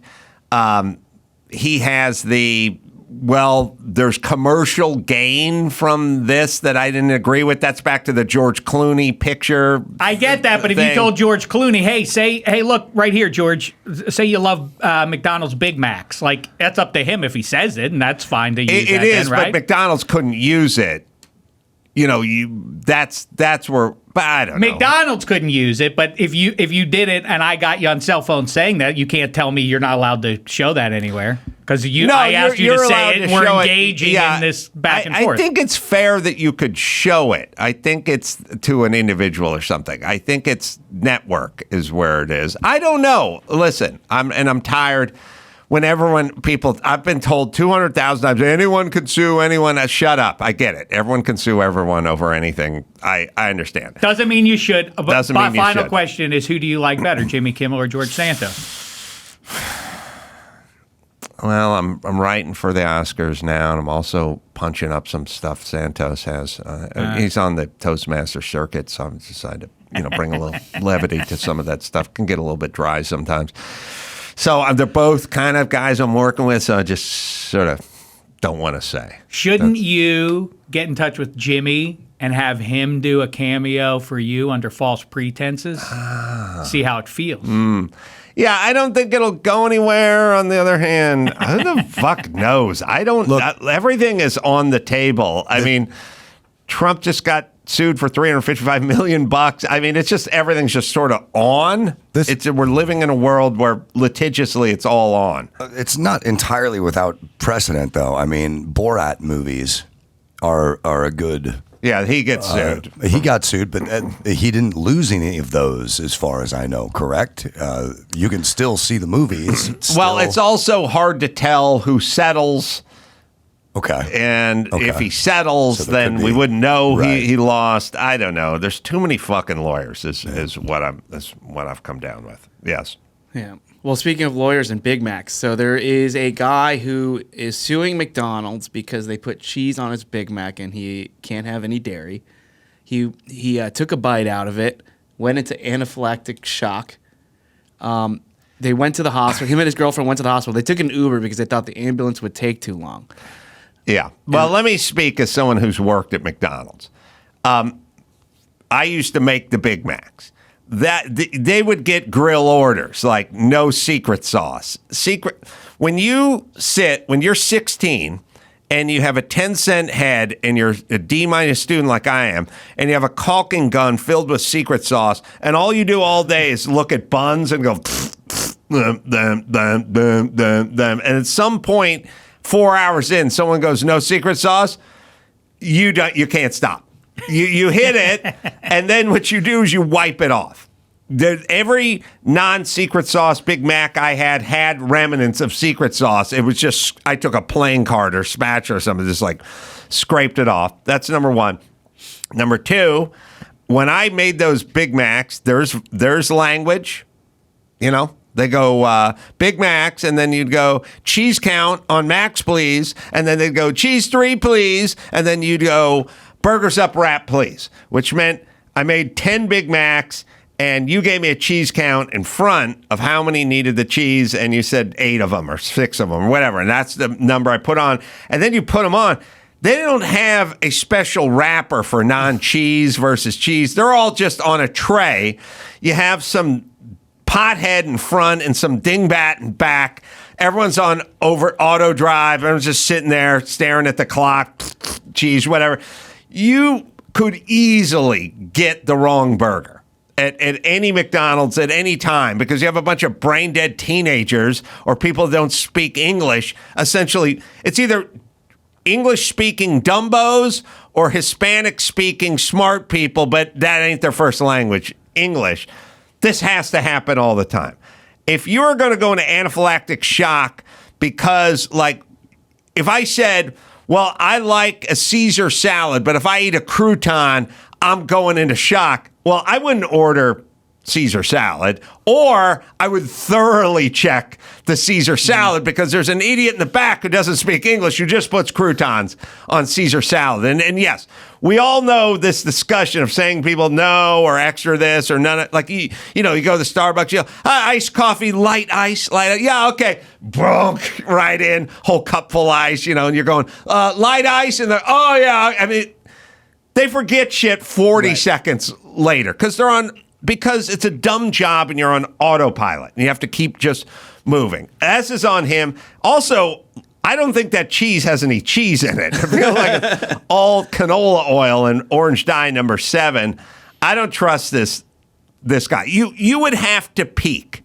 If somebody said, I'm definitely allergic to pickles, so I'm ordering my McDonald's burger with no pickles, I would not trust the good people at McDonald's to miss the pickles. Right. You're going to put your life in the hands of that minimum wage person. 16-year-old me. Yeah. It's not, No, you're dead. this is a setup. Absolute. I don't know if it's a setup, but this throw your hands in the air like this is on you, McDonald's, and I bet you that McDonald's is going to lose this one, right? Because the idea of personal responsibility, it's your life on the line. What is it about the Big Mac? You had to have a Big Mac, cheeseless. There was no other option for it. You had to order the Big Mac, but with the just make sure you don't put cheese on. But you don't look. You're very concerned about what might happen to you if you have cheese, but you're not looking at it yourself. You're leaving it to it's very spottable because even if you take that American cheese square and you get it dead nuts centered on that patty, 4 corners are peeking out around the edge, and it's orange. It's literally the color we make Caltrans vests so we don't run over guys in the night so you can spot people. That's the color of the cheese. This is on the person. I never thought about that. So the single American cheese makers of our society leaned in the direction of proper sandwiches over burgers. A determination was made whenever we're better off to square our American cheese because it'll be used on more burgers than it will be on turkey sandwiches and ham sandwiches. And so the circle, it would fit neatly inside the bun if it was a circle, but we don't care about that. We're going to make it a square so it fits into the square bread. No, it's processed cheese, and it would cost too much money to make it a circle. Why? Who Which says is who? How do you know? This is one of these ones that Mr. Cheese. If anybody's history with cheese requires no further investigation, it's Mike Dawson. Right, why is American cheese? Well, listen, and let's see. The king of the cheese whiz calzone at Jimmy Kimmel's home is telling us what the score is on cheese. Yeah, here's why it's not a circle, everybody. It's a square, and I know. Don't question me because I think I've proven to be the authoritarian on all matters Dave cheese. thinks big cheese preferred sandwiches over burgers. Big cheese clearly that's did. The real I'm story. looking at the facts, friend. I think that you're looking at shapes. Maybe that's You're a child. listen. I know. Wendy's has his own take on why he went square, but for the cheese match alone, it's probably worth it to go with the square patty. Also, Dawson, I don't want to fly in your face, but when you get the provolone and now the Sargento cheese, or whatever, it is round. It's all round in the package stuff now. So that's I right. don't know. How do you explain that one, Mr. Cheese, Dr. Cheese? I mean, the first thing that comes up is when I Google why is American cheese square, it says cheese is made in rectangular blocks. All right. Well, that's a step toward the light. It has to do with the production. Well, that's clearly a lie. How do we explain provolone? What's a cheese wheel? That's not square.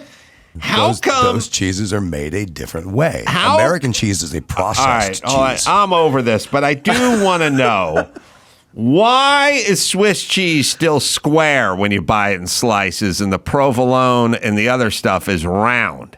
I mean, that's exactly the heart of the issue. Right. Well, ask Dr. Cheese. Cheddar square and Swiss is square. Provolone is round. Yeah. And what's Munster? What do they have? It's like a square. I will tell you something. We didn't grow up out here with Havarti. Don't sleep on Havarti. Havarti's delicious. You have to go to the heartland. You have to go to the place John Cougar Mellencamp sings about to get Havarti. Havarti. Someone made a proclamation in L.A. in like 1961 that we shall have no Havarti in the city. It does not exist. And then people go, it's a great sounding name and it's delicious cheese. And they go, nope, it's Swiss, it's American, it's cheddar. We don't go Havarti. Can you have a party without Havarti? Can't have a party without, you don't want to be tardy to the Havarti party. How is it round? How is Havarti losing to cheddar? Naturally produced in a ball and then stacked on each other. Oh, Dawson's whole shape thing is coming into shape. It's all in the natural production of the cheese or the unnatural production. All right. I will put Swiss cheese under, when people go, well, what's some stuff you didn't like when you were a kid, but you like now? And I go, listen, I didn't like liver when I was a kid. I don't like liver now. But I didn't like mushrooms, and I like mushrooms Big now, one for me, right? Swiss cheese. I thought Swiss cheese tasted weird when I was a kid. It tasted weird, and now I like Swiss cheese. So there we go. I like a nice Swiss I could really tick through 17 to 23 different situations. I might go with a Swiss over all other cheeses. Wow. Ooh. But as a kid as well. I always loved it. Loved it with a salami sandwich. Salami, a circle, Swiss, square. Wow. And Still enjoyed it. Still enjoyed it. All right, let's I don't know. Let's check in with the good Dr. Cheese and see if that's okay, but I did. What shapes do pigs come in, Dawson? They're kind of round, so that makes sense. Yeah. How about the fact that I mentioned, of all the foods in the world, I mentioned a Big Mac, and the next story Donovan brought up is a Big Mac story. That doesn't drop your jaw that of all the things I could have said, George Clooney for Big Macs, and the next story is a Big Mac story. You don't react to that. You're right. I believe in the great magnet, and then sometimes Chris will pull stuff from the bottom and hop it up. Did you? I did, but I See, I wish I I've didn't burned tell you myself that. a few times by going, what a crazy kismet. And he went, well, that was at the bottom, but I put it Let at me the top. believe in I magic, know, I Donovan. should Come have. on. But this guy is living his life a lot more conservatively now. When asked if he'll eat at McDonald's again, he says, "Yeah, I do. I just order their fries and a plain burger with nothing on it. I can't take that risk again." Yeah, but he already did order a burger with nothing well, on it. here's just a plain burger, patty and bun. No, not a Big Mac. So. I don't know. You better look at it. What if he gets? But What they- if they skip Tell me a what's Big his Mac? life now. They have They have I'm gonna eat it and cheeseburgers, find though. out. They have cheeseburgers. But it's less layers for him to analyze and check. I don't know. This guy's an idiot. All right, so Destiny's Child is still kind of in the news. Like, remember, Beyonce, Jay-Z was defending her at the Grammys, and then she came out with a country record. Yeah, I don't like Jay-Z, but I like Beyonce more than Jay-Z. Right. And if she wins Album of the Year for her country record now, is it because the Academy was pressured into giving her the Album of the Year? Should they even consider it? Well, Destiny's Child also had another member in the group, Kelly Rowland. Mm-hmm. And she was on the Today Show. She was the guest on Thursday at the 8 a.m. hour, and then she was scheduled to fill in on the 4th hour as a guest host. But according to sources, she didn't like her dressing room, and she left because of that. And Rita Ora had to step in and stay longer to cover for her. A source said that they walked out because they didn't like the dressing room, and she asked if there was a better green room upstairs. Can I use that one? But Jennifer Lopez was in there using it because she was performing on the show. Yeah. God, if I hear Jennifer Lopez interviewed again talking about nothing, about this album's about her truth, and it's about finding herself and finding her truth and her love, it's like, they're four people. Let's see. There's Sofia Vergara, who we have to hear on all subjects all the time, but never has any fucking thing to say. Then there's Jennifer Lopez. She must be heard on everything. And then there's Heidi Klum. Three bitches who've never said a sentence that ever made sense, but they have to weigh in on loving yourself and finding your truth and going to a place. And this is a way that her writing style is she writes about things that happen to her. Like, oh, yes, I write about things that happen to George Clinton or Bill Clinton or Steve Yeager. Everyone writes shit about them. That's how it works. You know what I mean? They don't write about you. George Clinton, Bill Clinton, and Steve Yeager. Those are who I write about. Like, okay. On Substack. Oh, you write about yourself, and these are your feelings, and now you're going to do this album, and this album is about you and about your The album is truth. And called about This Is Me This is Now. me now. Okay? Not later, not before now, right now, except for at some point the album's going to be 7 years old. Is it still you now, or is it now we change it to then? And then we have to learn about your truth and about what you're feeling and about how you're experiencing everything through, but you can only experience it through your truth, because what the fuck happened to adults? Do you know what I mean? Did adults used to have conversations about normal shit? The only songs that you really need to explain are ones that aren't about you. Hey, Yeah. who's this Rocky Raccoon you're singing about, Paul McCartney and John Right, Lennon? right. What's that? Oh, that's a story. It's a fun story about that's Norwegian wood. What is that fun? Well, everything else we'll assume is just about you. Yeah. Singer. I mean, what else would you be singing about? Well, I'll tell you what, Jennifer Lopez, tell us when you're not singing about Right, you. Give us a right. break. Give us a heads up when you write a song that doesn't have to do with you and your feelings. And you'll be very candid. You've made mistakes along the way. Oh, let Not me write this perfect. down. Not perfect. Not perfect. If I got to hear her talk, listen, Ben secretly has to be like, oh, he's fucking smoking out in his patio. All the I pictures can't are great. fucking hear this bitch talk about feelings like ever. Like, I'm from Boston. I'm smart. Like, I create shit.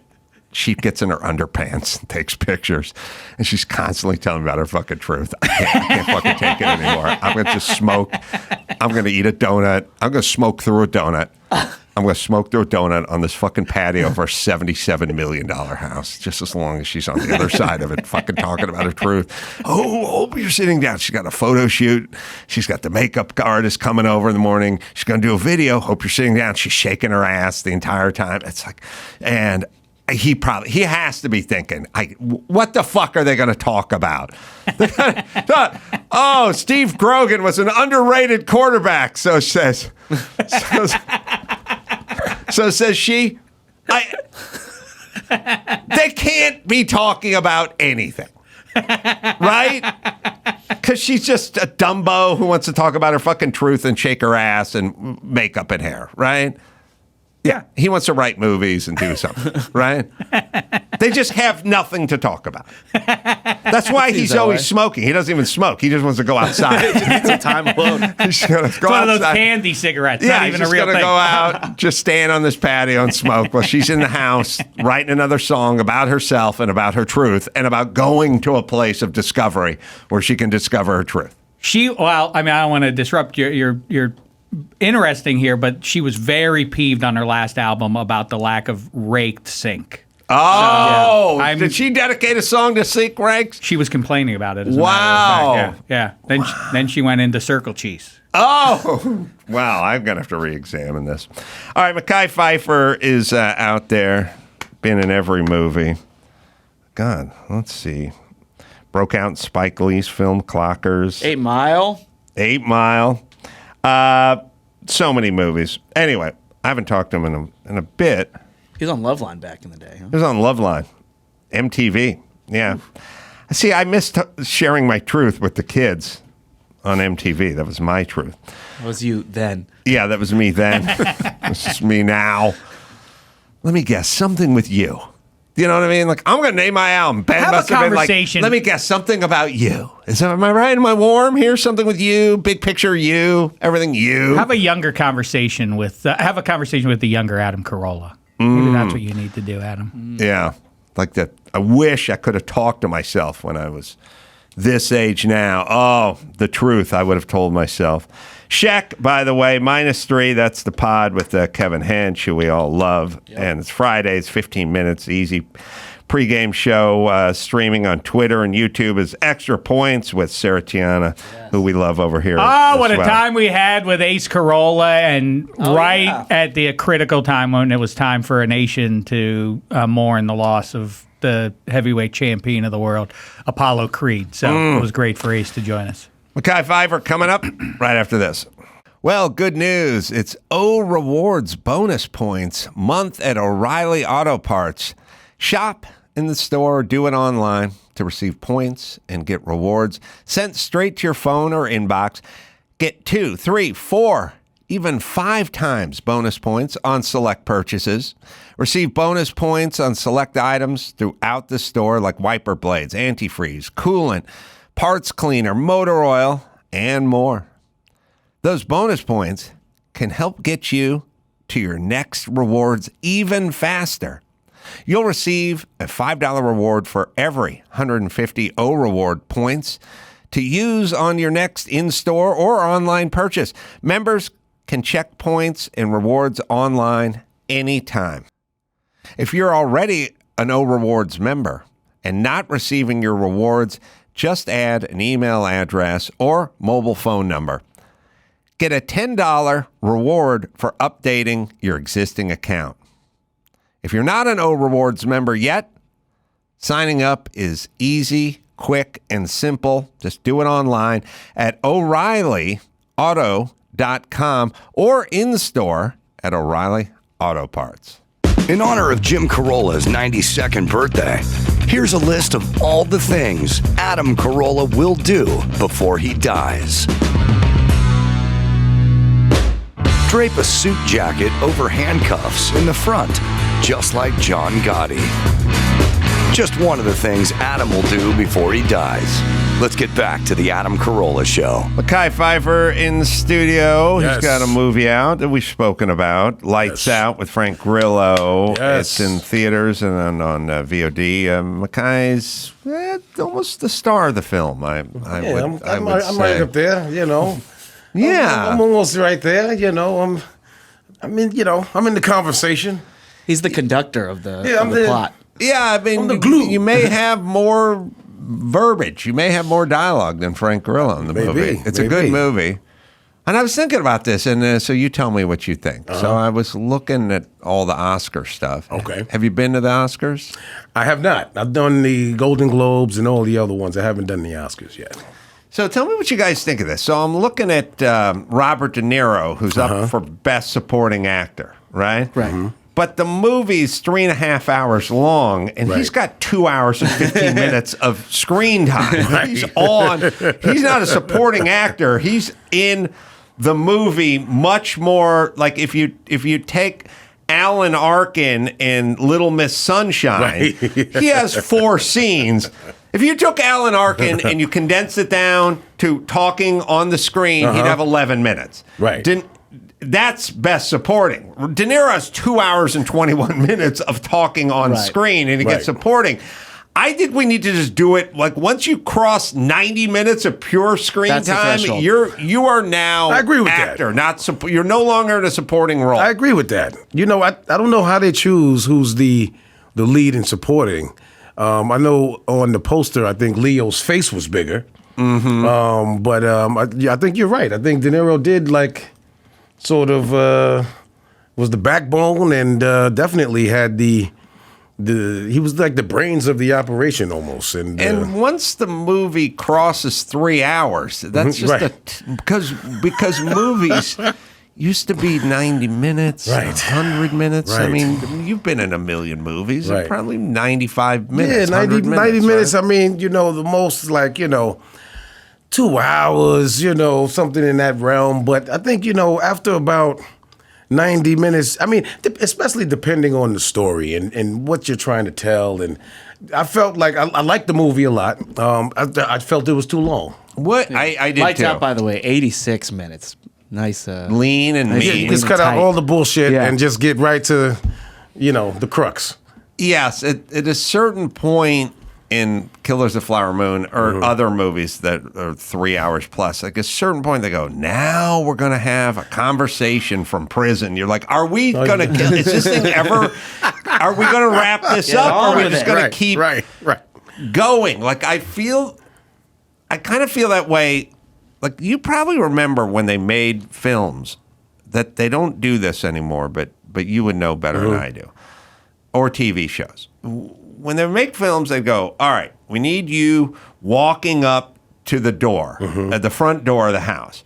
Then we need a shot of you knocking on the door. Then we need a close-up of the hand turning the knob from inside. Now we got to get your POV of the door open. It's like, can't we just cut to the living room where we're having a conversation? But we need a shot of the hand. It's like, well, we can do the math.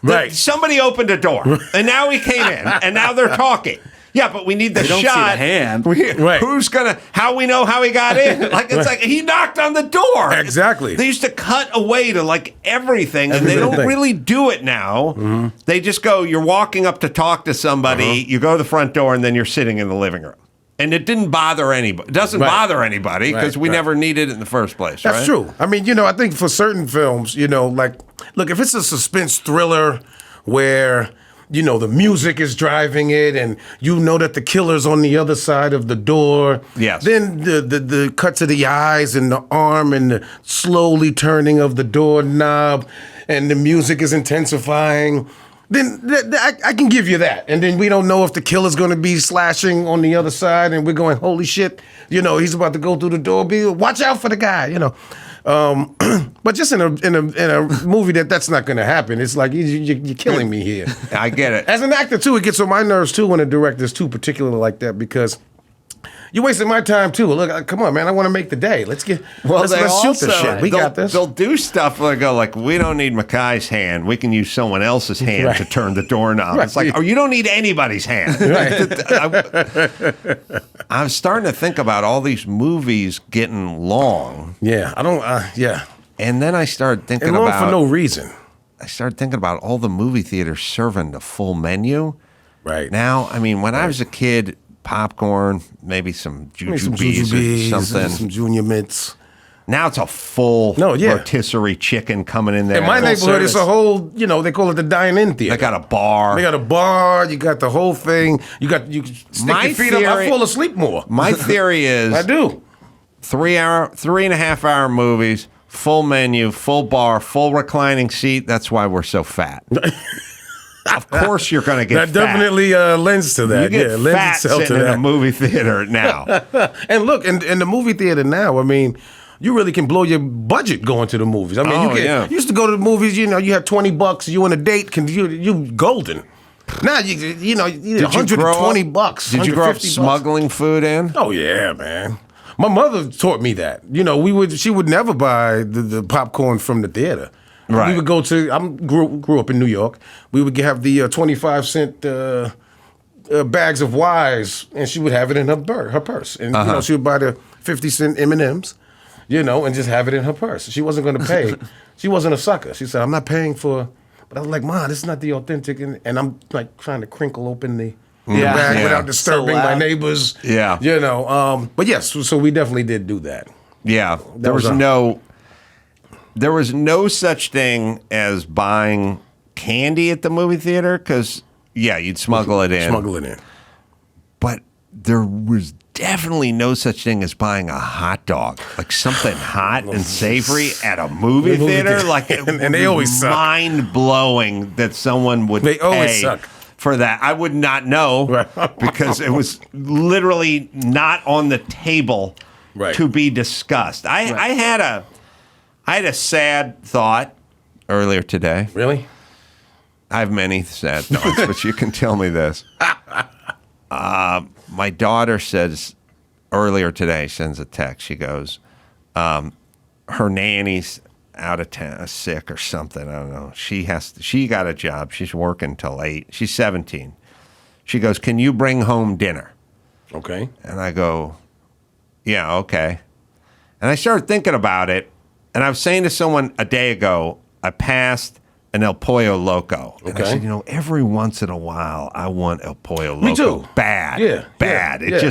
It hits the goddamn spot. Not every night, but once in a while, you go, once in a while. Yeah. So then here was my sad thought. Okay. I was like, I'll swing by the El Pollo Loco and pick up some El Pollo Loco and fixins, and I'll bring that home. And then I thought, I don't think she's going to go for that.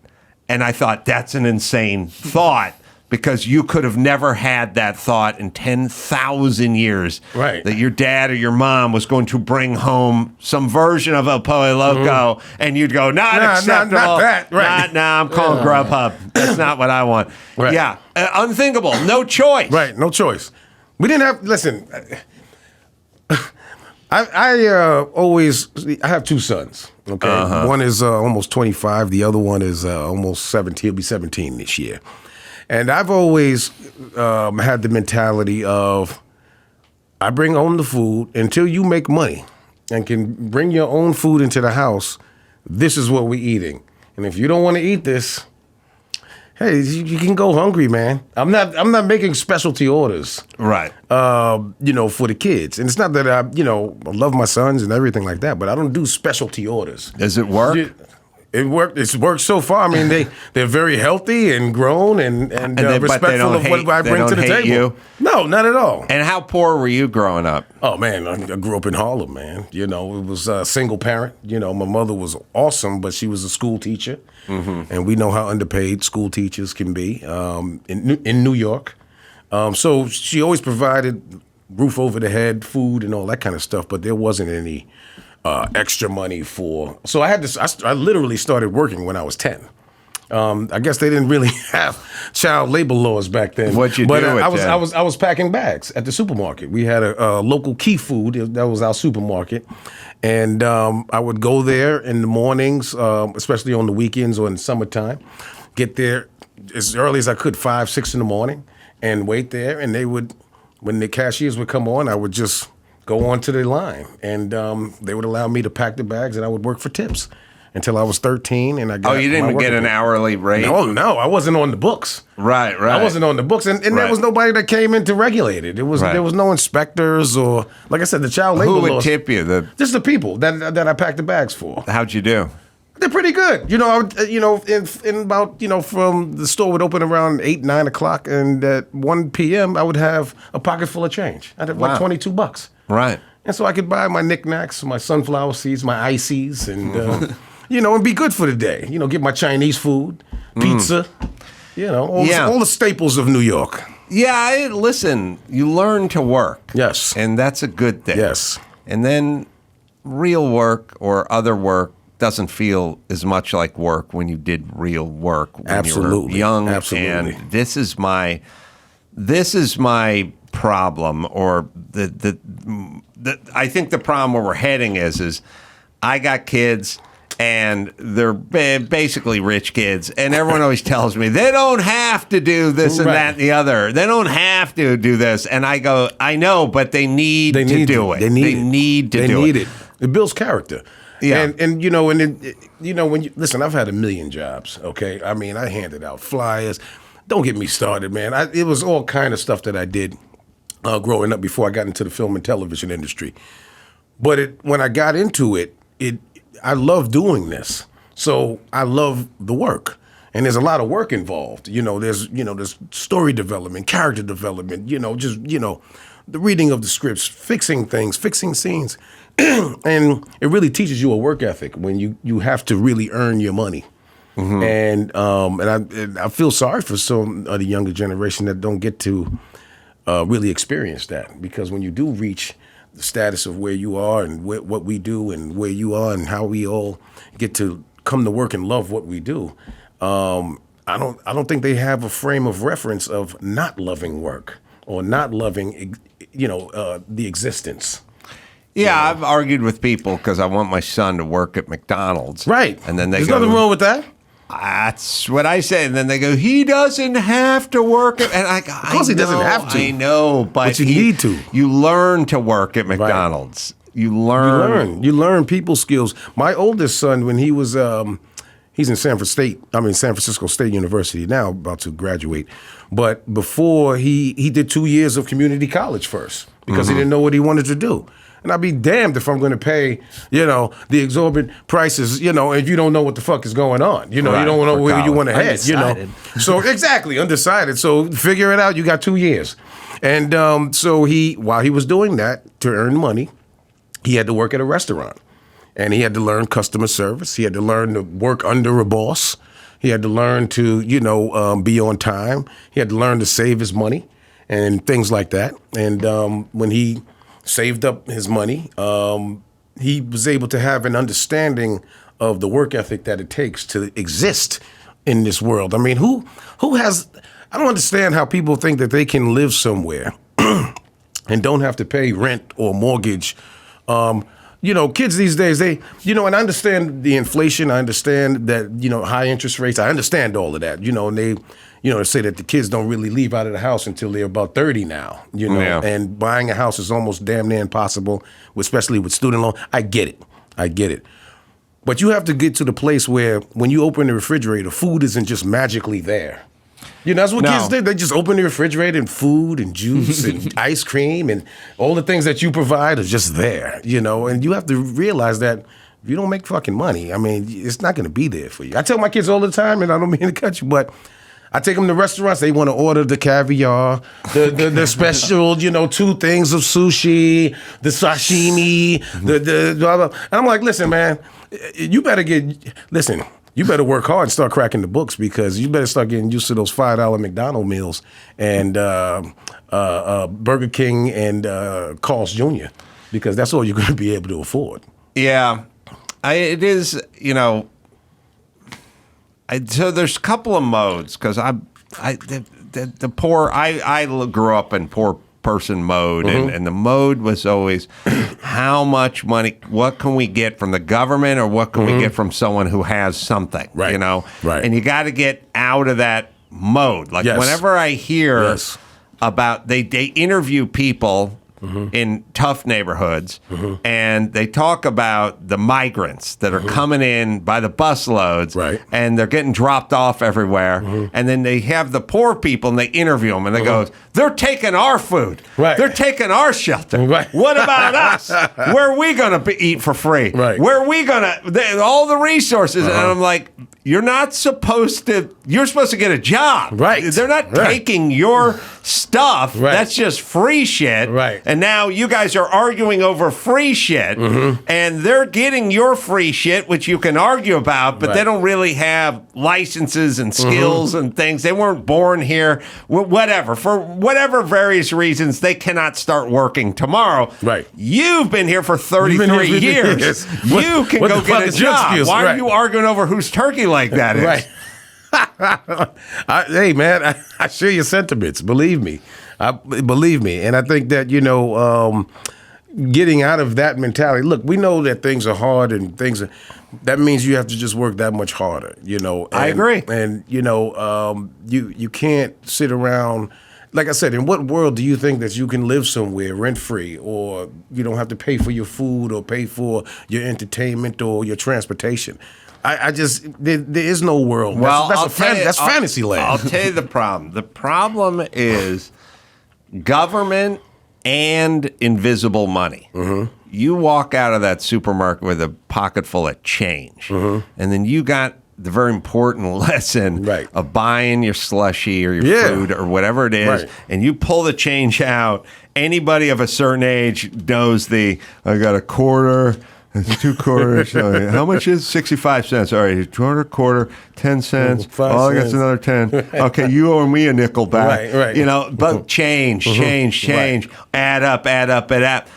Apple Pay, using your phone now. Just swipe your phone. It's invisible money. It's invisible. So the government is jumping in and going, we're going to handle everything. We're going to eliminate student loan debt. We're going to have fair housing, whatever, where we'll have rent controls and we'll have all this shit. And the government's doing, it's two things. It's free, money's invisible, and then the government's handing it. And between those two things, you got a bunch of people sitting around going, who's getting my shit for me? Right.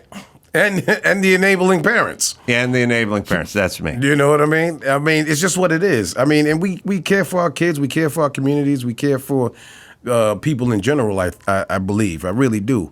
But there is a work ethic that has to be attached with reality when it comes to, Once you work hard, and once you get that ethic, it's almost impossible to fail in this country completely. Right. I've said to people a million times, who do you know is really good at their job and who works really hard, who's out of a job? Right.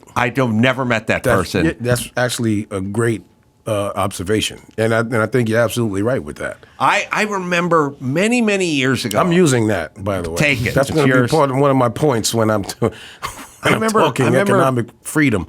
Years and years and years ago, I mean, when I was like 22 or 23, I picked up this guy hitchhiking. And he knew, because I was driving a truck and I had like tools in it and stuff, that I was a carpenter. And I said, what do you do? And he goes, man, I'm a carpenter too. And I said, what do you do? He goes, I do, finish and framing and cabinets and foundation, man. I drywall. I do it, roofing. I do it all. Right. I go, you any good? And he goes, oh, man, I'm a killer, kick ass. And I was like thinking to myself, no, you're not. Well, you're not, because you're on the side of the road. You're out of work. you're like this. You're hitchhiking. Right. No, you're not. There is no carpenter that I ever worked with in my entire goddamn life who was decent or better. You don't even have to be Jesus or great. Right. You don't need to be Bob Vila. You need to be semi-on time, semi-sober, semi-realistic with your pricing, and semi-competent as a carpenter. You will never be out of work. Never. Never. So don't tell me you can't do it. You don't want to do it. You want to burn the calories. You don't want to put the effort in. But you want to work hard, there's a job. That's why I'm telling you, like, there's people who get so caught up in, and you can have a great life and make a great living and still put your kids through college and everything else. Own a home, build wealth, everything. People get so fixated when it comes to going to college to become a lawyer or a doctor or, something that they think in their mind is this lucrative profession. But people, they don't realize a skilled trade.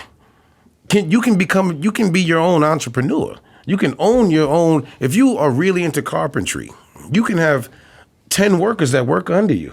And if you put the time in to promote yourself and to market yourself and to get great reviews on Yelp or whatever you want to, Thumbtack or whatever the thing is, you will never want for a job. or to earn a living. But you have to have the work ethic. You don't even. When I was a carpenter, the last 5 years of my carpentry career, I just freelanced, word of mouth, handful of clients. They tell their friends, you know. Next thing you know, they'd be begging you to come over and do whatever. Right. Never advertised. Never did anything. Right. Just all one. If you're a decent and semi-honest carpenter, word of mouth, boom. Yes. You don't know how many people will just go, you got to work for this, or I told my neighbor, and he wants you to come by and give him an estimate or whatever. And that's all I did. And it was, I wasn't looking to make a real business out of it because I wanted to do comedy. Right. So I was like, I don't want a fleet of vans. But you had to eat food. But I had to pay my rent. Right. You know. So I was just good at it. I didn't even charge that much. I just said, look, I got to just keep alive while I pursue something else. Exactly. So, and there's nothing wrong with that. But you have to understand you get out of it what you put into it. Now, obviously, you were working to supply a different ends, but you had to have the means to get there. You know what I mean? So, yeah, of course, you wanted to, get into entertainment and do your comedy and be known for it, and you've obviously done well, but you had to feed yourself along the way to get there. You couldn't just say, I just want to do comedy and then be out on the street with your thumb in the air talking about, can you take me to Vegas? Well, when did acting come along for you? And when did you have your first piece of success? Well, I was going to college for electrical engineering. Okay, so while I was in high school, it was funny. I joined this program called DDC, which was a double discovery program, and basically I went to the same school as Cameron, because we all from Harlem, and Mace. My rapping brothers. And we went to a school called Manhattan Center for Science and Mathematics. Kirk Cameron raps? Cameron Diaz, I'm talking about. Cameron Diaz. She doesn't rap either. Sorry. Go ahead. So what they did was Columbia University, they came to our school, and there was this, I was 15 years old, and they had said, we have this program where you can earn college credits, but you'll be able to stay on campus at the University of Columbia. And I signed myself up for it. I was the only one in my school that did. And it was one of those things, it was a game changer for me because I got to stay on campus. I had all the access to all the things that Columbia University had to offer. And so I had planned on, my whole thing was I'm going to be an electrical engineer. And I went to an open casting call while I was going to school, while I was starting school, with my cousin for Clockers that Spike Lee was directing and Martin Scorsese was executive producing. And long story short, they told me to come down to it. I'd never auditioned for anything. Had to audition a bunch of times with Spike, with Harvey Keitel, with Isaiah Washington, and then I got the role. So I got the lead role in that movie. That's what got me into with no experience. No, I've never been on the movie set before. And you never took an acting class? Never took an acting class. Wow. So, but being that I was the lead, this is where the work ethic comes in. And this is why I have a career 3 decades later, consistently. It's because I didn't just go there and I'm in the movie, look at me. It really wasn't about that. It was about the work. Now it's like, wow, I never saw cameras and had somebody yell action at me or cut or give me direction. But I really took to it like a fish to water. And I got good, but I had hands-on training. I had on-the-job training. And that's the way I looked at it. How old were you? I was 19 years old. Wow. And I've never stopped working since. And that was it. No more electrical engineering. You know what's so funny? I wrote my college. I said, look, I got an opportunity to do this movie, and I told them who was in it and who, Harvey Keitel and all these other great people. And I said, I'll be back next semester. I'll come next semester, Right. And they said, okay. They gave me the okay, and I never looked back. I never came back, man. Yeah. But it was the work ethic. I've never been to an acting class, but I'm damn good at what I do because I learned with all the great people I got to work with. I didn't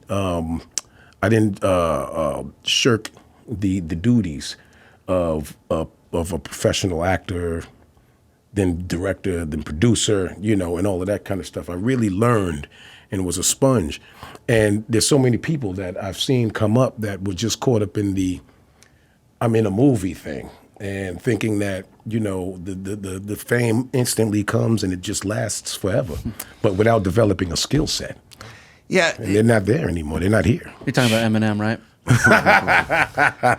My brother Eminem. Show business. Talk about work ethic. It's like a car with 2 flat tires in sand, Right. and you think you're going to coast Yeah. for a long time. Right. And then the hill comes. The second you stop pushing, Right. you just stop. Your ass is grass, You right. just stop immediately. You can stop show business in 10 seconds. Just Absolutely. stop pushing for 6 months, and Right. you'll just be out. You'll just be out. Yeah. Yeah. And that's the thing. I mean, I think that, and there's so many people like, and it's not even about a color thing. White, black, and everything in between. It's like that was there on the scene when I was there, and they just not there. The thing that's funny about when you try to do the recollection thing, you can't remember their names because you can't remember their names. You go, look, the guy that was in the Australian guy did the battery commercials. The guy was everywhere. That thing was the battery or that guy from 90201. Beverly Hills and Melrose Place. This guy was all over the place. But you can't summon their name because you haven't said it in 17 years because they're gone. Right. Yeah. Like, just gone. Just gone. And yeah, exactly. I mean, think about how many comedians you came up with that were trying to hit the circuit and go, where did you, were you in I New grew York? up out here. Out here. Okay, so you were hitting circuits. You had to sometimes hit the comedy club, different clubs 4 or 5 times a night, looking to get on, putting your bid in, and if Richard Pryor walked through the door, you got bumped. Your ass was just out. So, I mean, it's just what it's, I mean? Listen, he bumped out him. Pauly Shore walked through the door when I was at the Laugh Factory. Pauly's here. Right. He walked through the door with a notebook with like 128 thoughts on it. I'm going to call them jokes. He just walked right past me. I've been waiting to do an open mic for 2 hours. 2 hours. He walked right past me, stood up on stage for 40 minutes, went all the way, he's like, nobody's like, what else? See, weasel. Right. I don't even know what that meant. What's up with notebooks, y'all? What do you mean, spiral binder? What's up with me? You get bumped right away. They're like, look, Adam. 40 minutes Pauly's later, they here. go, I don't all know what to right, tell you. that's the end of amateur hour. We're bringing on the comedians, and everyone can go home. Right. I watched that. Yeah. Yeah, I mean, So it takes a grind, and it takes the work ethic in order for you to stand out and to make a real name for yourself and to where people remember it. Right. Well, speaking of remembering your name, so your name dropped in Lose Yourself, right? The most streamed song on Spotify after the year 2000. Wow. It's crazy. Won the Oscar. Won the Grammy for Best Rap Song. How did you find out that he dropped your name in that song? We were shooting 8 Mile. Eminem, Well, let's hear it as long as we're doing it, but go ahead. Verse 3. Verse 3. We were shooting 8 Mile. We were in the middle of shooting. We were having a fucking blast. I mean, Eminem was the biggest music star in the world at the time. We were shooting Biggest song? Probably. Probably, yes. I think that's what put him like. You should know, man. Well, it's technically Mark Ronson's song, so...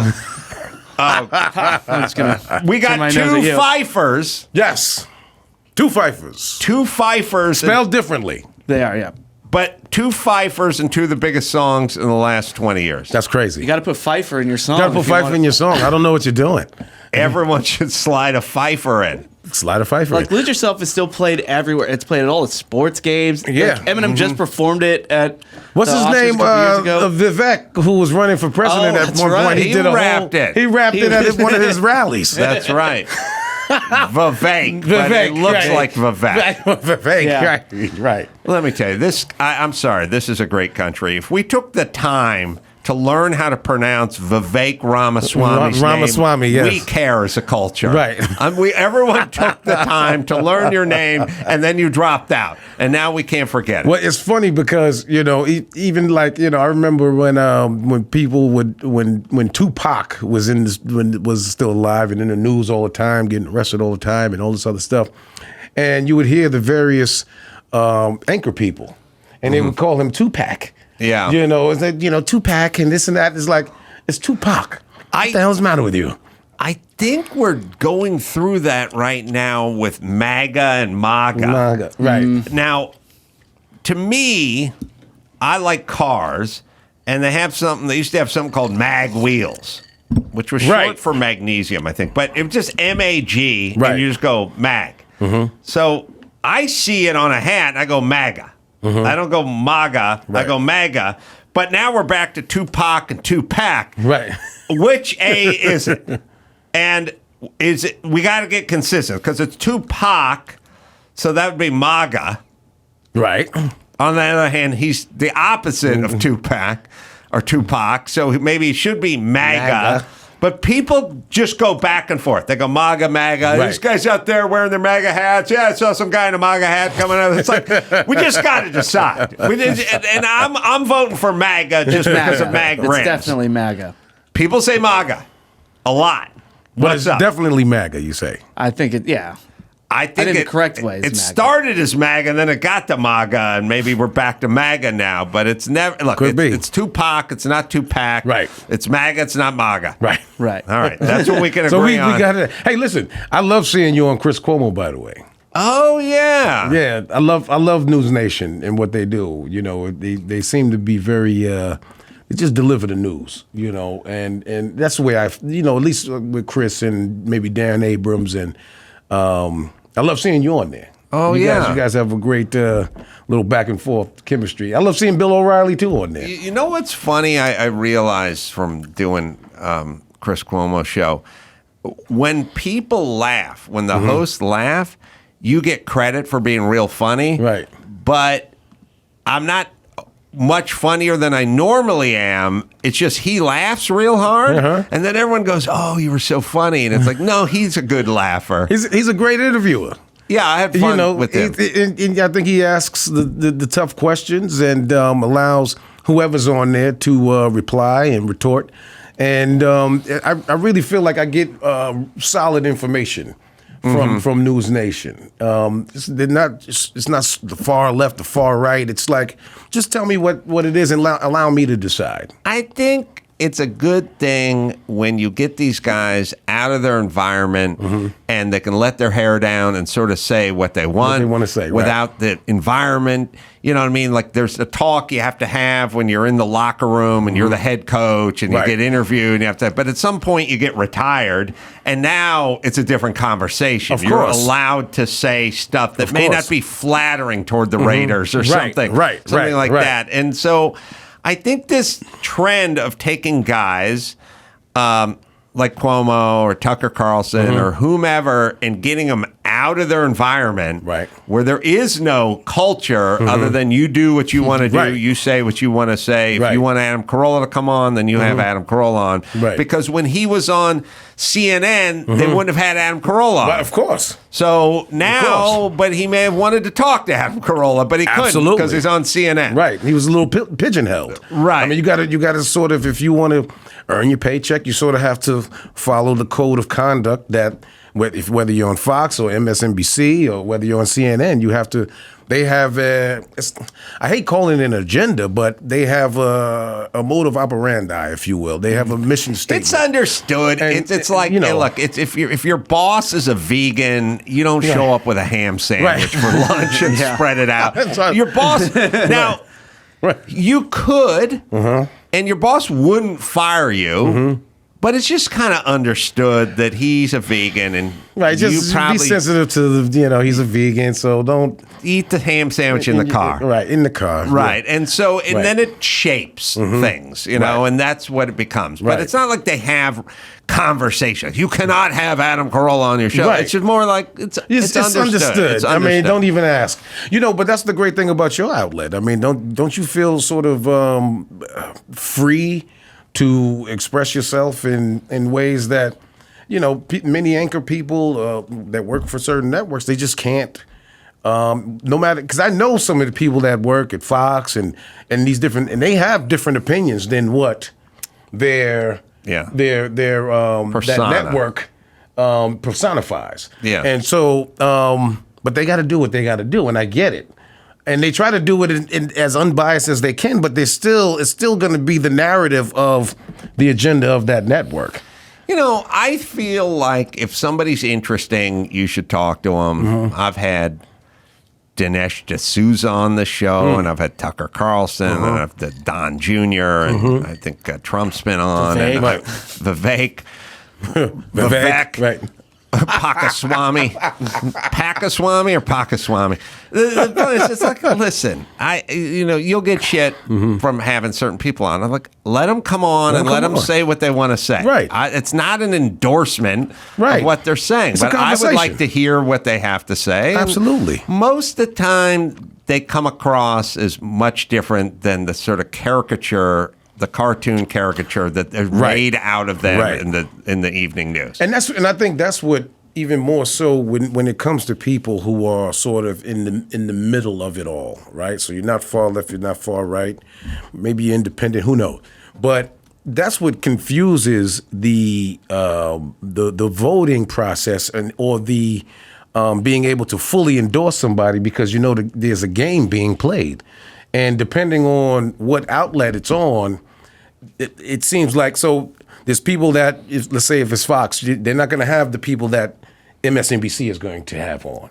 Yeah. Because they're not going to ask, if they do, they're not going to ask the tough questions. They're going to argue with them. They're going to argue with them. They're not going to let them get their word out. And then once the segment is over, they're still going to go back to their narrative, because it's like arguing with a comedian on stage, trying to heckle a comedian, but the comedian has the mic. Right. And if the comedian is savvy enough, you're going to lose, bro.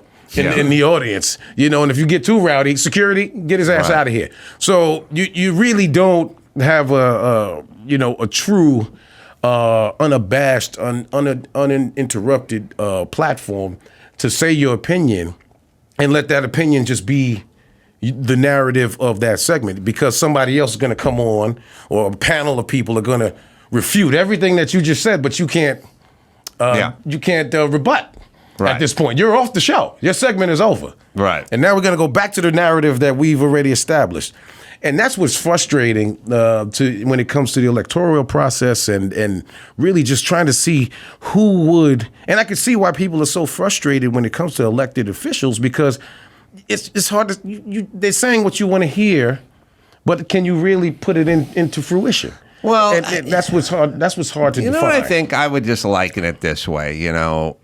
When I want to go out and eat breakfast somewhere, I don't ever go to an IHOP or a Denny's. I go, let me find some mom and pop place and see if I can get the real deal. Right. And I would say, in today's climate, Fox and CNN and MSNBC, even ABC and those places, that's Denny's and IHOP. Right. The big boys. Go to Substack, go to News Nation, go to these other places, listen to podcasts, go find these other people and hear what they're having to say. Right. And you'll probably find the truth in that. Don't go to a big corporate breakfast place. Right. Go find the corner family-owned place. Right. And go to a bunch of them. Right. And hear all the different thoughts. All the different things, and then come out with, say, this is my favorite spot. Right. Let's hear this is what I would recommend to people. Let's hear what Chris Cuomo has to think about this subject or that subject, unfettered by any limitations. Absolutely. And then at least you'll know what he's thinking. Right. Yeah. See, and that's, I think, what we're missing, too, in the electoral process. In any process, in any way, shape, or form. People don't want to debate anymore. It's about who's better, which side is worse. I can do better than that side, but then offer no solution and no resolution. So, so it's like this, beat down the other and nothing gets accomplished. And really the people that suffer are the taxpayers that don't get any answers at the end of the day. Yeah. Well, listen, whatever. Go find. Yeah, just find your outlet, find your voice, voices. and hear everybody. Hear everybody. As long as they're saying something. All right, Mekhi, let me give you a plug for that. You should run for something. Lights Out's the name of the movie. Lights Out, baby. It's very good. Lights Out. Frank Grillo's in it. God bless him. How could it be a bad movie with Mekhi and Frank? Frank is my guy. We have another movie coming out this year as well. So Frank and I, we formed a bond. He's a great guy. He's a great guy. Dameshek and Frat Guy and me, I'm going to be this Thursday over at Jimmy's Club in Vegas doing 2 shows, so you can say hi. And until next time, Sam for Mekhi and Frat Guy and Dave Dameshek saying, and Chris saying, thanks for having me, brother. Mahalo. Thank you.